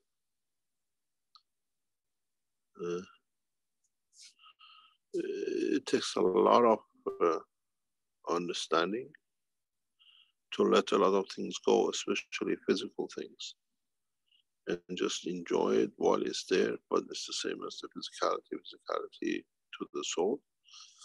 Soul confirms its existence to a point of physical dimension, but it doesn't possess it. Because otherwise, with the power the soul has, will never let physicality go. But as it doesn't possess, it's detached from it, they can't let it go at a point of what are called mutual agreement. Both physicality, the soul of physicality and the soul of man reach a point of balance. It's very much, I was explaining this to a priest, a man of God, some times ago. I said, if you look at it, the soul of the man and the physicality of the man is a repetition of a planet. It's got gravity and it's got magnetic fields. The gravity of it holds the soul of the man and the soul of the physicality of the man together. And when it reaches a point of balance, what we call change of polarity of the sun, for example, they separate. Then the physicality separates from the soul of the man, or what we call the point of death. There's no difference. So it does not possess, it collaborates, and at a point of balancing, it detaches from itself. So it has no attachment to it. The soul does not cry for leaving the physicality, and I don't think the physicality cries for losing the soul. And neither one possesses the other. And in the space, you can't carry anything. In the space, we are not possessors. We are part of, and we are not possessed because we are equal.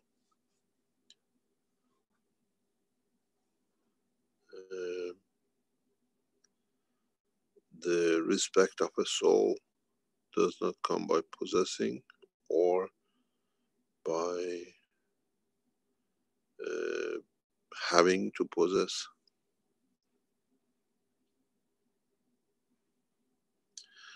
In the history of man, when we look at the position came when man became aware of sexuality, when he wanted to possess his mind. And what they say, one of the first sins of the world came the possession. And this is part of, we don't see a fish holding to and carrying something because it doesn't possess, it lives with the time and the place and the position. It's strange how man has become possessor. And he thinks this is right to do.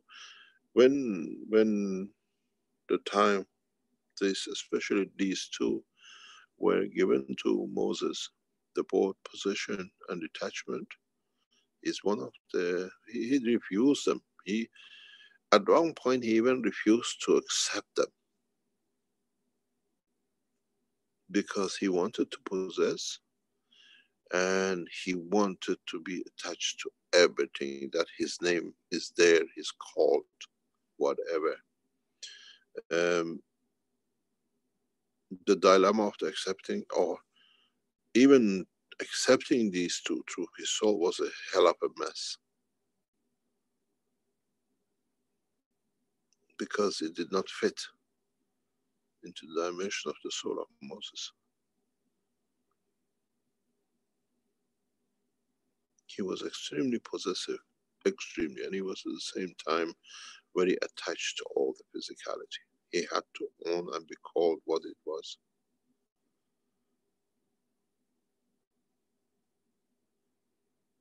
One day, when the books of life of Moses, the true books, is opened by the rabbis, which is the way it's kept in the Old Testament, You understand how possessive he was and how he was attached to everything because he wanted to hold on to it. It was his. It was his kingdom. He was king. And this is why, actually that was the main reasons he never brought these two down with him.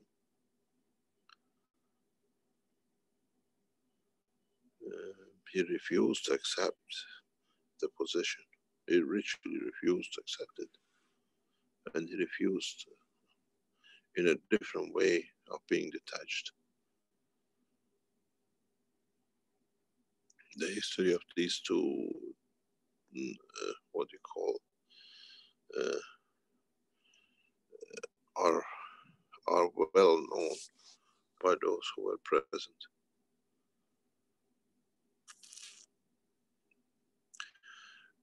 There is something which is not known in the history of man, and in time will be revealed or be understood.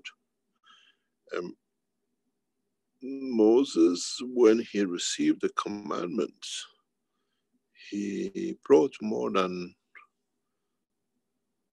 what he brought down.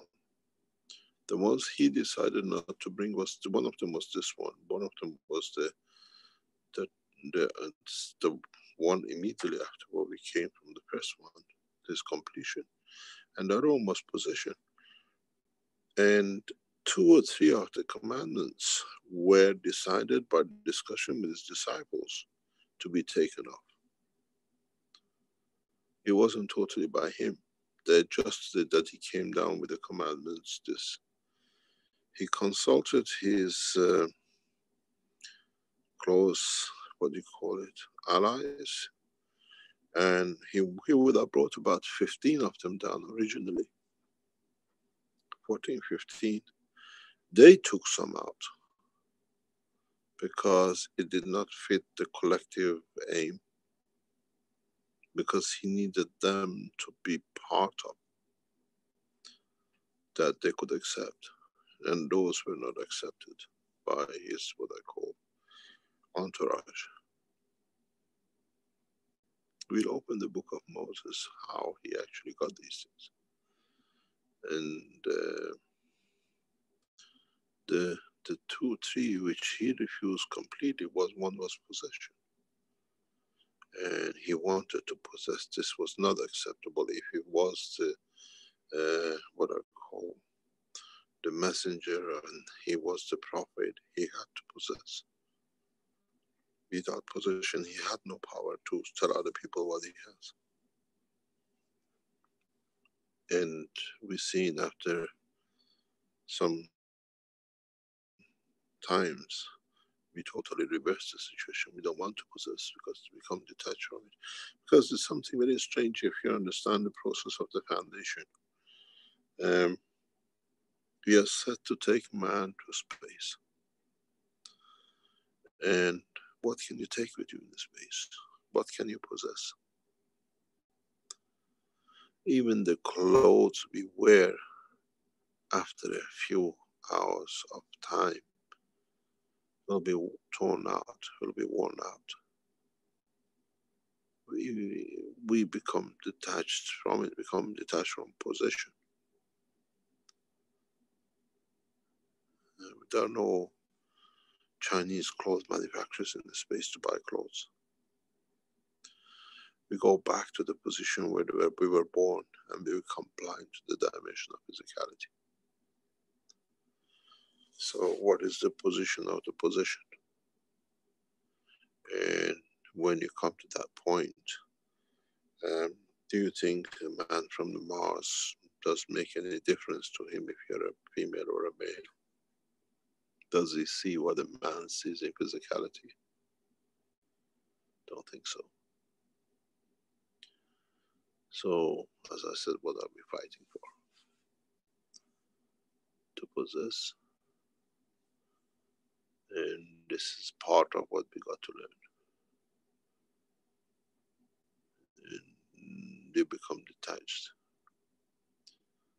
Detached from everything. Everything is there, respected till the time is with you. but not possess it. We don't possess our wives, we don't possess our children.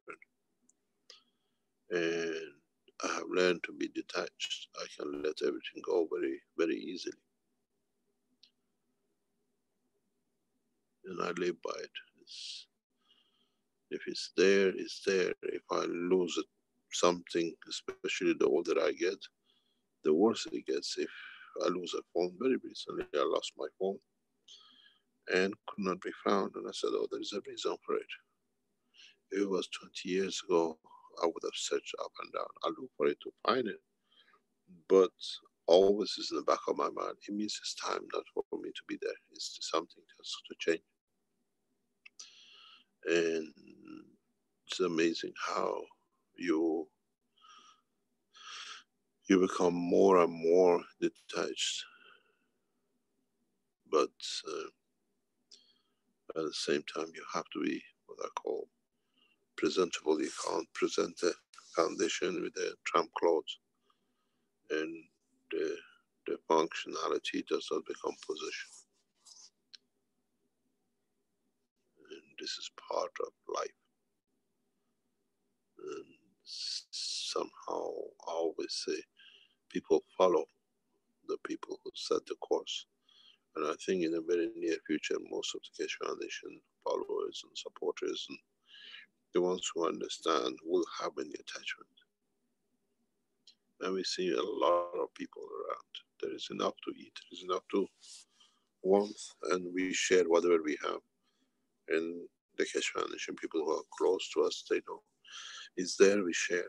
It's there, we all benefit by it, and we live it and allow it to be shared. And when it's the rough time and the things go, do they call it rough, we all stand there and it's on the table for everybody to know, because nobody possesses holding.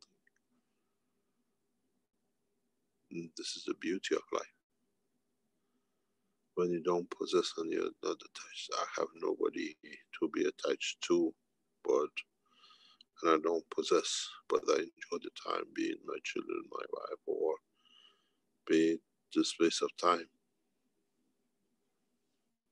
And it takes a lot of wisdom to understand this.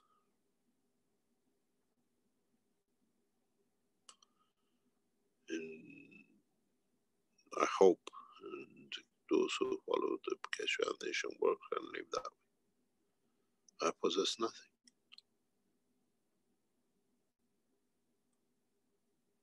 And what I possessed, I gave away to be detached. But at the same time, run the foundation as part of it is not mine, I'm just a guardian.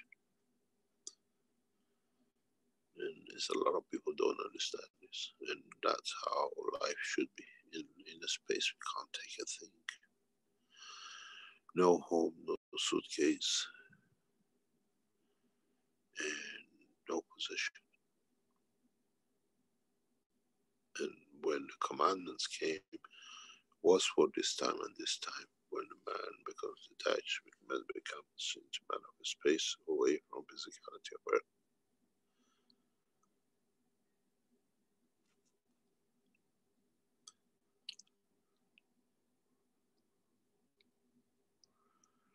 I wonder how many of you can do what I've done.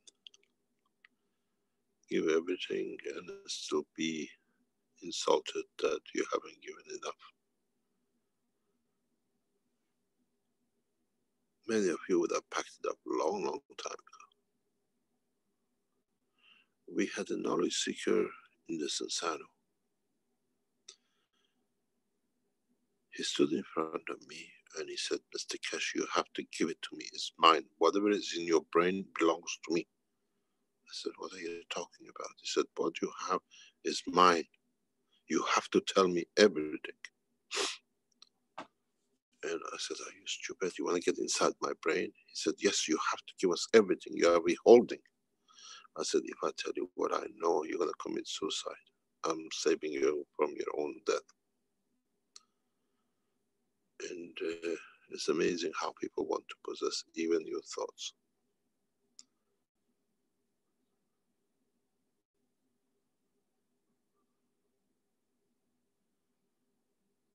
You leave them, they possess even your skin. Yeah. Can I ask you a question, please? With in the procedure, how you have explained Moses and his team, with them not delivering them, what has this point of change brought to humanity? A lot. A lot. You got to realize there are 2 points with any behavior. Is when you don't give the gift of life, of knowledge, or what it was supposed to be given, it's what they've changed a lot with what was held back. You got to understand these Abrahism is for the dimension of what I call the West or Middle East at the time when he came. There was a maturity of greed of time.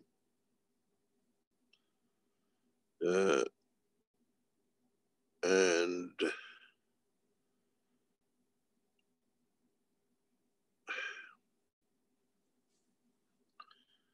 religion came out of man's desperation to not to carry something in his pocket,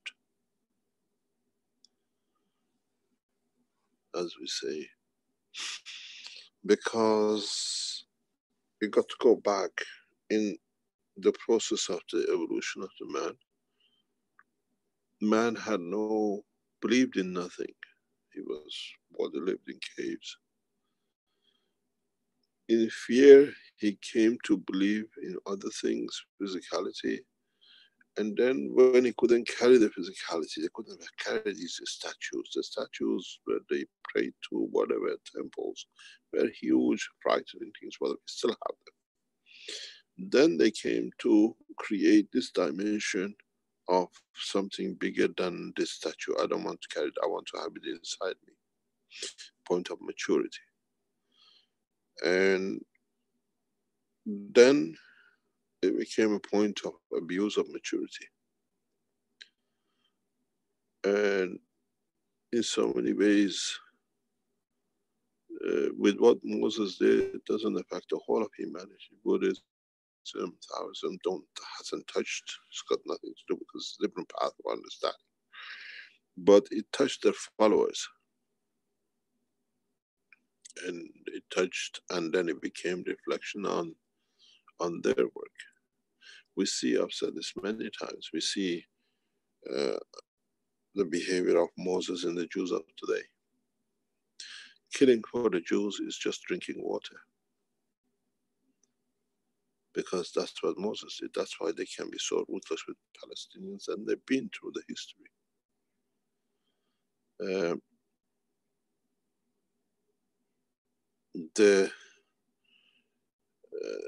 The path which Muhammad took or Christ took is the same. It's followed by the followers. And so when he took things away, he did not enlighten the followers who followed, and they gave the soul. So the souls never got enlightened.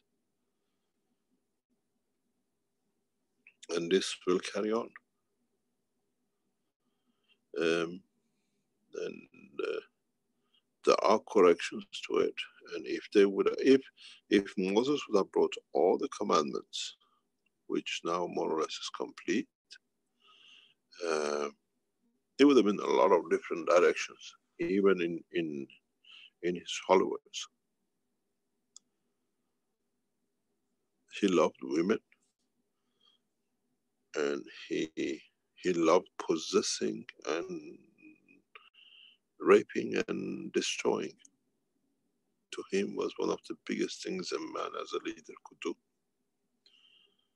And we see it in current what you call it, the structure of what the state where he started from. When you go back a full circle where he started, they are back in the same place. So it means it's the end. Many people don't understand that the end of Judaism has come, totally. They complete the circle. By coming back, they close the book.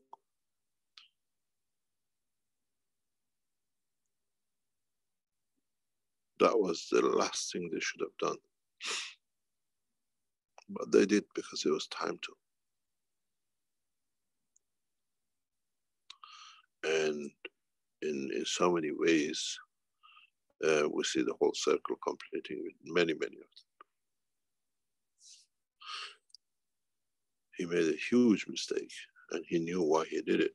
Because if you go back from the 10 commandments to 12 commandments to the 24, if you look at the condition of the soul and how you interpreted it, it was interpreted to physicality. And if you look at the physicality of it, as you can interpret exactly the same as it's done with the soul of it. Made a lot of differences. Can you imagine if he would have come down with a commandment, just the one which is on the screen, that shall not possess? Do you think the Jews would have done what they did? And what they still do? They possess everything. They have to possess because it's his Rothschild. They're Jews. All the structure of the present time is the same repetition of the same thing. And this is the end of their own demise, beginning of it. He hasn't stopped, and he will not stop. If there's a story that's a priest goes on the stand and he says, be generous and give everything away. You have to give everything away. And then he goes home and he says to his wife, can you put that leg of lamb which they gave us to cook for dinner? She said, you said in your sermon to give everything away. I gave it to the poor people down the road. They had no food, haven't eaten for weeks. So I listened to what you said. He said, you stupid woman. I said to them to give it to us, not for us to give it to them. We possess. And the structure is, this just was to their own benefit. I sat in a,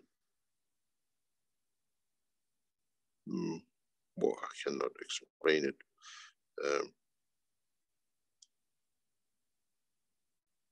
In a religious meeting as a part of the group, and a gentleman came asking for help in 1990s, early 1990s, late 1980s. And I listened with the committee. The guy came to ask for help. And the chairman said, excuse me, sir, we are here to take, we are not here to help you. He said, for my life, I'm 40, 50 years old. I always contributed, I always helped. And I just need a little help to save my life, my business. You can help, I always give it back. The guy said, sorry, we are not the organization to give, we always take. You go somewhere else. And I stood and I said to the chairman, you're a bunch of thieves. And I said, the way I believe and I work and what I understand, we are here to help, not to take. And this is not the way I live. I left the establishment and I helped the guy. And for that reason, they caused me a lot of problems. And I left because of it. I detached myself totally from it because it was not the way it is. What I teach, what I do is how I live all my life. And I could not see, and when I started looking into the structure of this group, I saw more of the same. Greed in the name of religion, stealing in the name of religion. Is stealing and working in the background for people's ego, and it didn't fit what I believed in and what I worked for. And it's very strange. They use the name of whatever to possess, and when you tell them this is not the way it should be, there is something wrong with you. When they come, they get their way, they make you feel guilty, something wrong with you. You've done something wrong, that we had to do something with it. Man, soon we learn, very soon we learn. I'm detached from everything. I serve, I eat, I don't live a beggar's life on the street, because then the foundation will not understand what I stand for. But don't hold anything back, be it the knowledge, be it the wealth of the foundation. We literally spend the last thing to expand, to be there to serve. And somebody very recently from a television channel, one of the main television channels, so we got to make a life how you live, the way you live. We've been following you, and it's amazing how you do. But it's not amazing, it's the way it should be. Because we go to space, what we're gonna take, we die. What do we take with us? So possession is the job of the fools. And attachment is the bigger fool. And Moses was both. If I tell you the story of his life, nobody will stage you.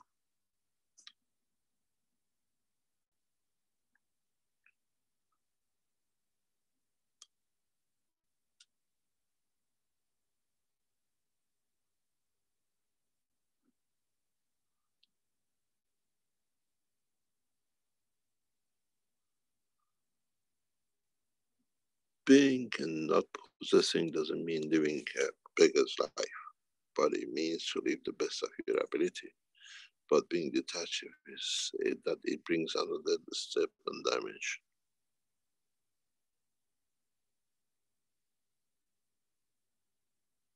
And somehow when you don't want to possess, you don't want to be attached, it just comes itself, it makes itself up for it to be there.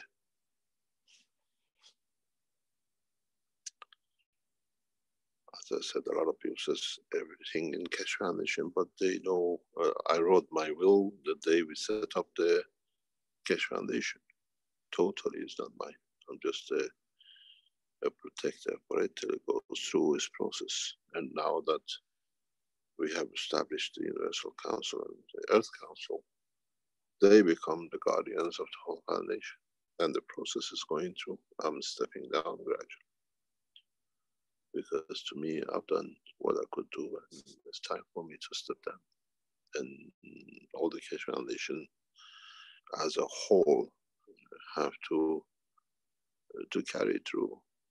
The knowledge is there, and it's becoming so big. If we open our books, what's happening around the world with Keshe Foundation, this just needs one spark, and it'll be a bonfire. And that spark has actually started. It's just give it a few more weeks, give it a couple of more months or so. And if the things go the way it's going, I don't want to be there. It's the job of you Keshe Foundation supporters to carry it through. I'm stepping down totally. Not walking away, just stepping down because we have taught everything we can teach. And at least for whatever time is left to be here, I'm there to watch the others, that if there is any things, any help or advice, to be there. because what you Keshe Foundation follow is going to do, support is going to do in 20 years' time. At least now, management team is there, the Universal Council is there, the Earth Council is there, that you can start learning how to run and become organized. And this has been the problem of the past. The heads and the leaders of the organizations and the faith and whatever hold on to their position and position till the last minute. And then the mayhem starts when they go. Who's there? We see with Muhammad, we see what happened to Christ, we see what happened with everybody else. And with me, it's totally opposite. It's now time for you lot to lay the books and put the things down. People who know, I used to attend even the management teams of the Keshe Foundation. Hardly here and there I attend because they have to learn how to manage. Even today I wasn't there. I received a call from Caroline, can you come in? Because the structure is already handed over and you lot are running it, team of people running it. We help some people by donation, but through foundation, some people support themselves to do it. But overall, the foundation is taking with one way or another and is in the hand of the people. Especially now as we're coming to its glorious time. Anybody was in my place would stay to be there. No, I have no attachment. I put a team of people for them to be head, to be front. Because I'm detached, I don't have any attachment to it. I was a, what do you call it, a passenger of a ship, and for a while gave some knowledge and understanding, and now it's time for humanity to handle the ship.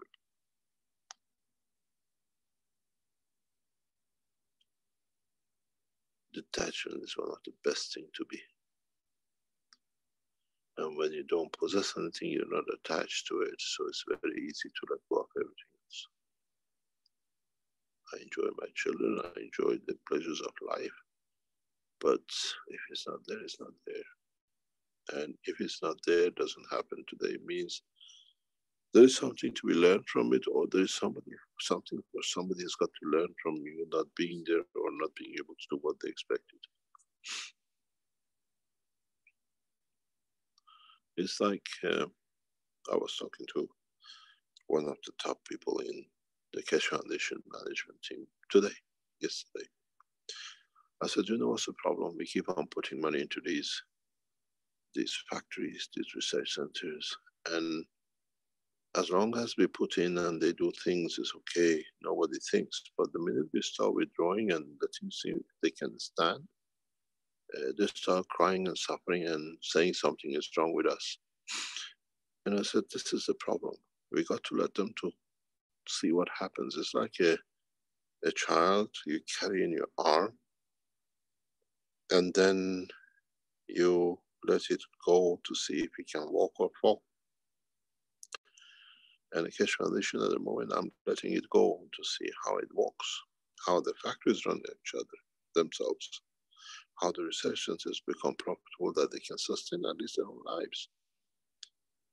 As long as I hold the hand of a child, it walks next to me. But when I let go because I have no possession of it, can he stand up or would he fall? And when he falls, it's my fault. They don't see it as to be them not being able to do the walking. I have to get up and find a way to walk. And I can't do that because I don't possess it. It's not mine. I set up research centers. I pay for things to be done, to be set up, but they have to run it.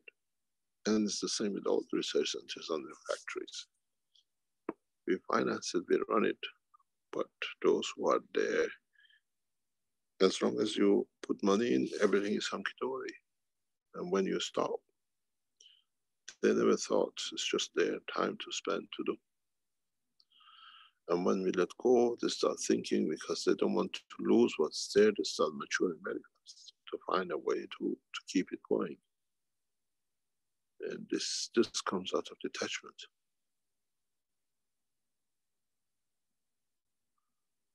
And there's a lot to be learned. I fight for every corner of the rights of the foundation to be strong, that those who manage it don't start with weakness.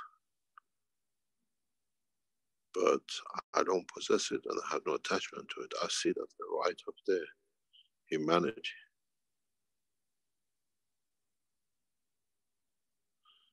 And this is very, very interesting. Very, very interesting to see how any of you as Keshe Foundation supporters or followers or whatever, follow my path and be detached. Doesn't mean live like a tramp, but be able to survive and support other foundations and other works to be done.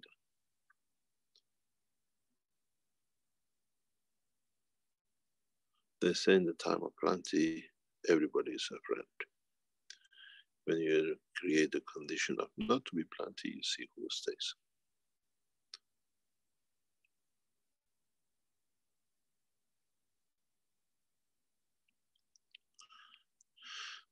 It's a long, long way to go. For me to be detached and not possessed, when I started this path 20 years ago nearly, I gave everything.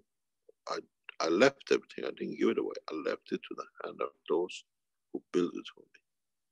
And many of them crashed within the first 2 or 3 years because they didn't know how to manage.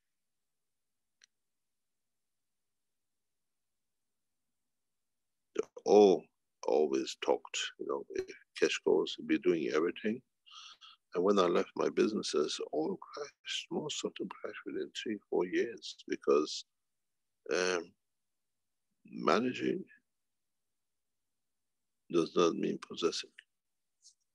And I always manage things. Even if I possessed it, I managed it because it belonged to the staff. It belonged to people who work with me. I work at different ethics. What I do in Keshe Foundation is how I lived all my life. I share the profit with the workers. I left them to run. I disappeared for weeks at a time. I had no attachment. It was just luck. You made it. Somebody told me, you've always been very successful. I said, you don't want to know. In my business life, I made a mistake 95 out of 100. The 5 which I did so big that the 95 never showed themselves up. And when you accept you're not perfect, then you can handle a life totally differently.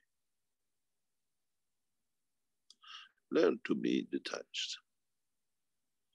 And then you understand there is no need to possess, but you have to live the time of transition.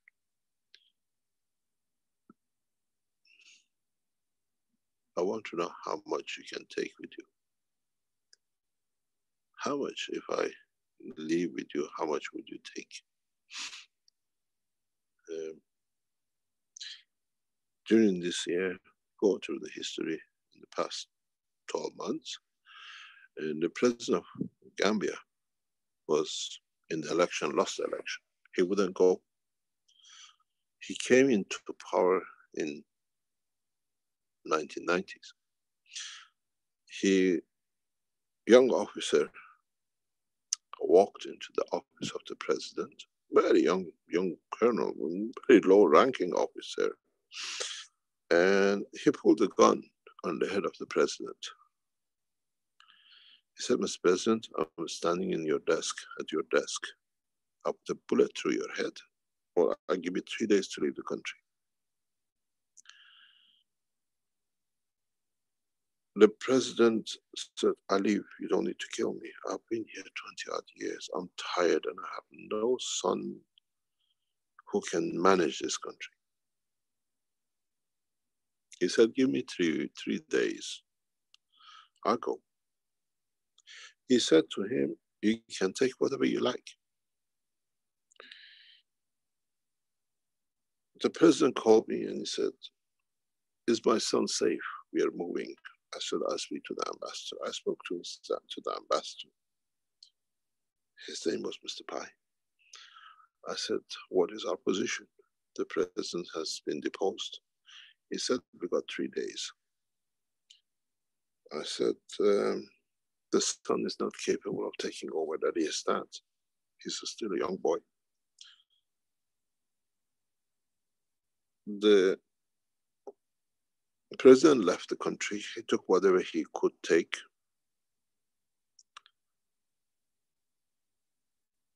And last year, by the force from international community, he had to set up a democratic voting. He ransacked the country. He took everything, whatever it was his. He was the king. And he would not go when he lost the election.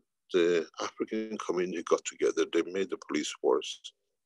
They made a military group to go to Gambia and get rid of him, because the new president had to come in. And they negotiated with him. And in that negotiation, he agreed, I'd take whatever I want.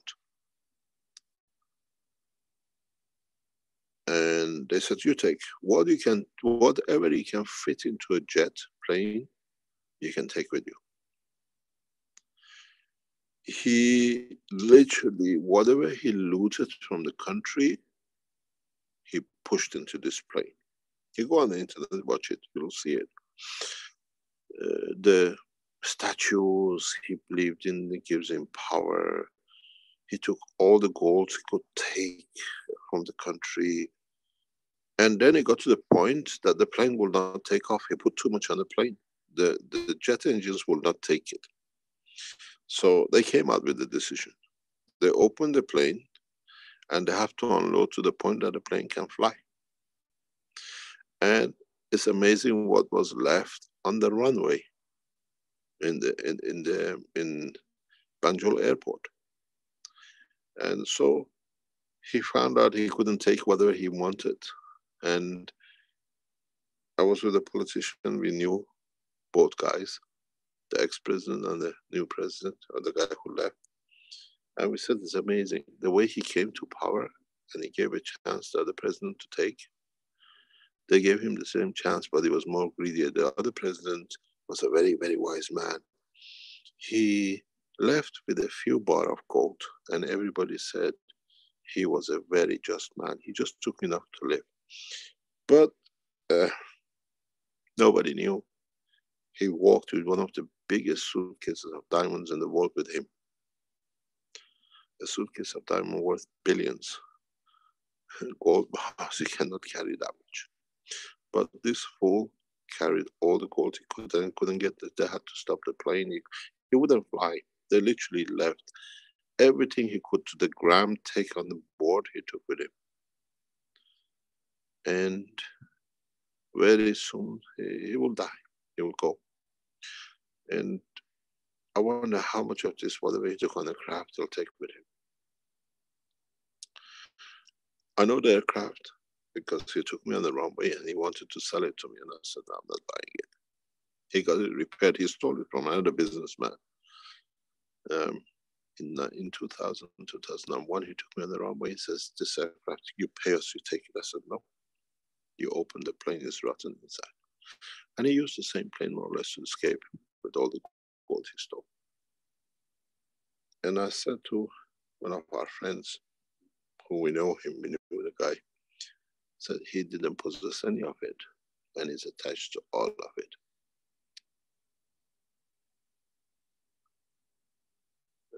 I've eaten and been with many world leaders in my work. And that's why I give you detailed information, how and names. And none of the world leaders ever carried anything with them. But when they're in power, they think they possess all of it.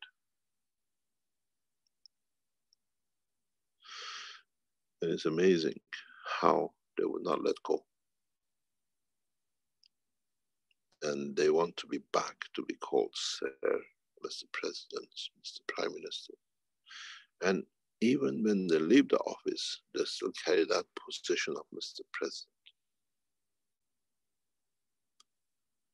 They do not like to be called ex-president. All their staff, all their entourage always call them Mr. President. They have to have that position of title.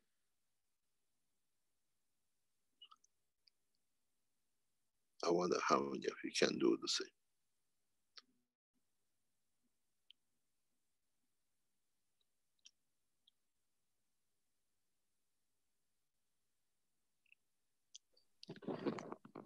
Another question, Mr. Keshe, if you can be so kind. What can we do, let's say, in regard with what you just shared on knowledge about how it affects all these people which are following the same as we are all aware of? Let's say you spoke about Moses. In that line of, you said it's going to come all to back to where it started. Now, through the soul teachings and through opening all these commandments in their understanding in the light you brought us, how can we position ourselves as knowledge seekers on soul level to deal with this? What is your advice? There is no advice. I love and I live with the love I have. And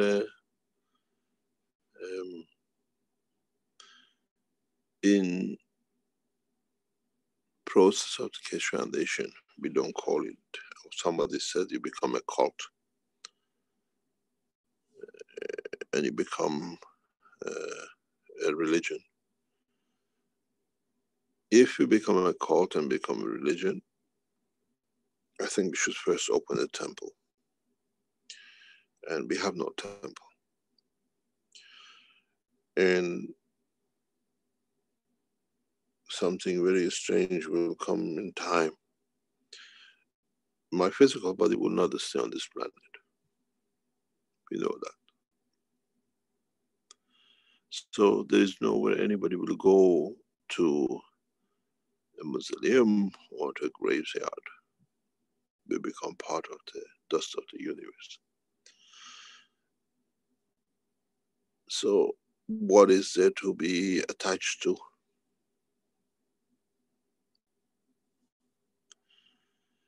And what is there to possess? A lot of people like to possess a lot of things, but live a good life. If you don't live a good life, as a happy life, content,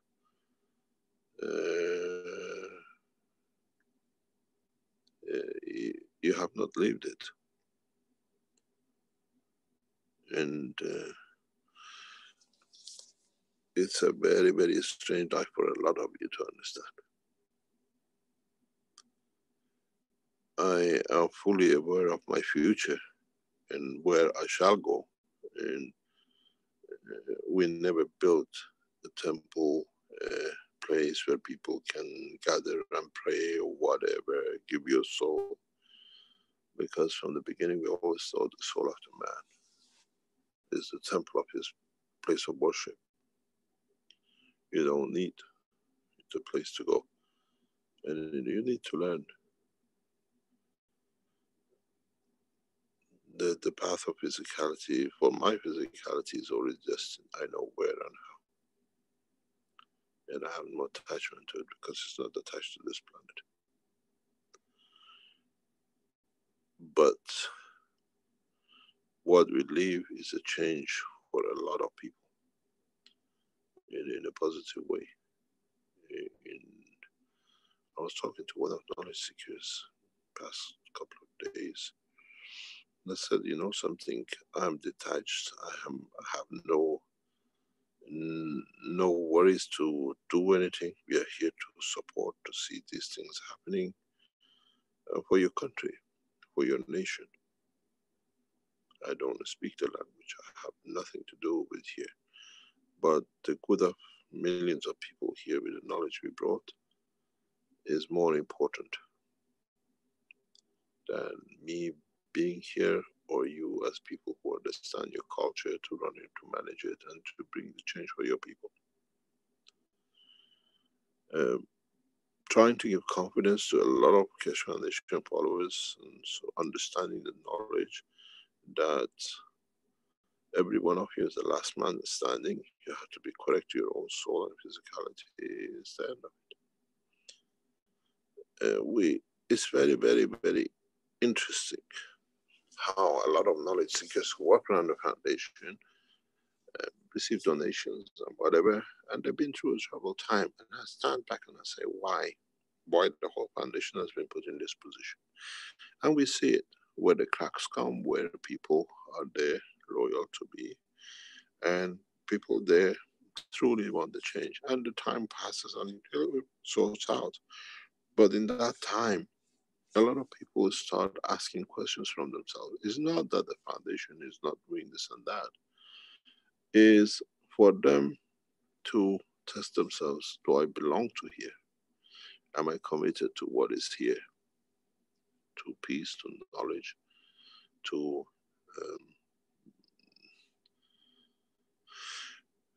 be able to share. Doesn't matter what I have to do on the other side to get it, to do it. And don't blame this one in the foundation or that one in the foundation.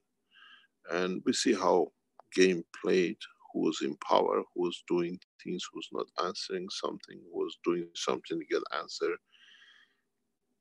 It's very, very interesting. I wish I could live as back of dust of those people who truly live in a different way. But if all of us could live that way, then it will be a very, very different way.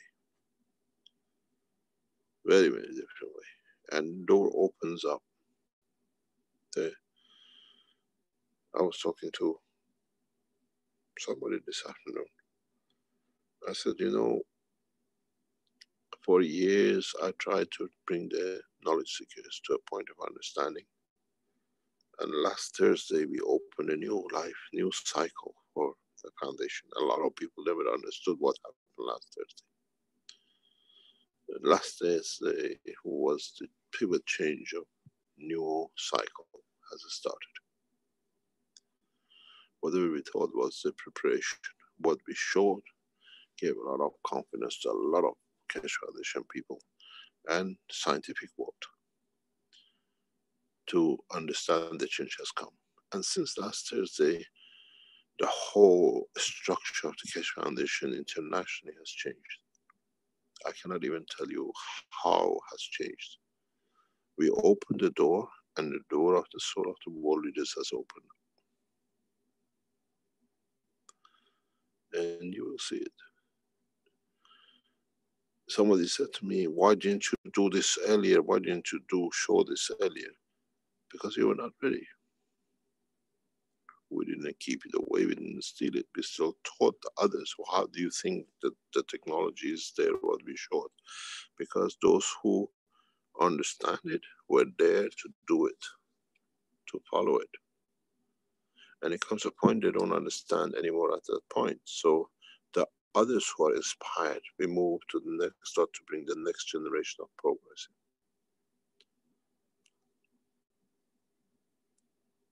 And the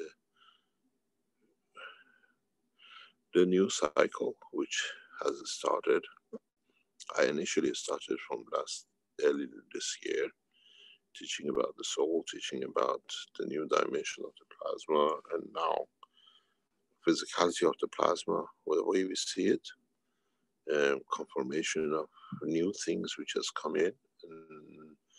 And, we cannot even explain it because a lot of people are not ready for it, has opened a new door. But I say the soul of the mankind has changed. And it's changed in an amazing way. If I tell you what has been going on, I have slept a few hours since Thursday. Very few And it's not something I want to do. It's something that's been put on the table by the governments in front of us. And it's coming so fast. I said to myself, I should have started this 10 years ago, because it's the same knowledge, but none of you were ready. None of you were ready. But if you understand what happened last Thursday, we brought a lot of changes in.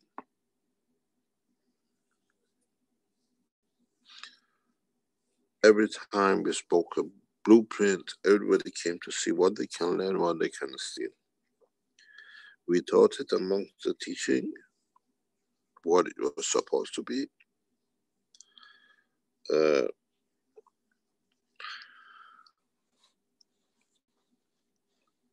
And now it becomes part of the soul of the man. It's very, very interesting how things have developed. Even in past 4 days, a number of Keshe Foundation teams and others have started seeing.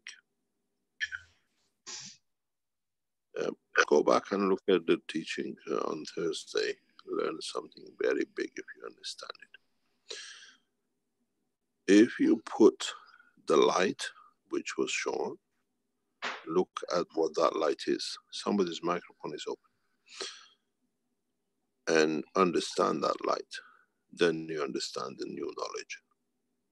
That is the true light of knowledge. That's the light of enlightenment.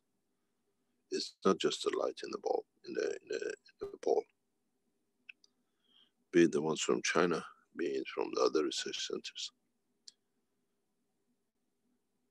When you turn that light, when you look at the video, look at the light, how it comes on. We've never seen a light like this to become mirror. Just go on it and have a look at it, and then you understand the new knowledge. You all looked at the light bulb, light shines, but look at the light. It's not a light bulb light. It's not what do you call it, a firelight. It's a plasma light, and nobody understood. And that's the light of enlightenment. And you'll understand very, very soon where the change has come in.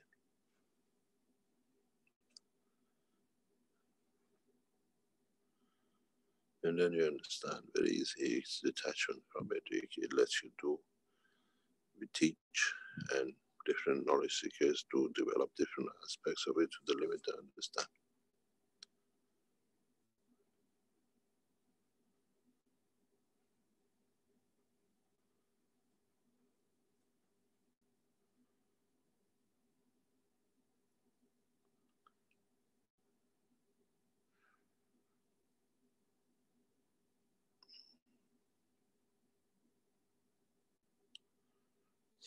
I'll leave you with it.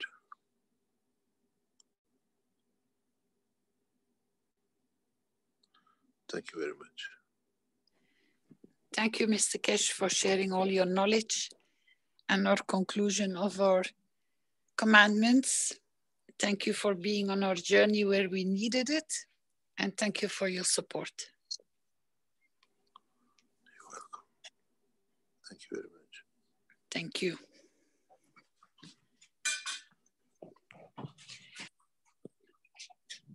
I think, Rick, we can close this session. We have a lot to digest and to look forward to.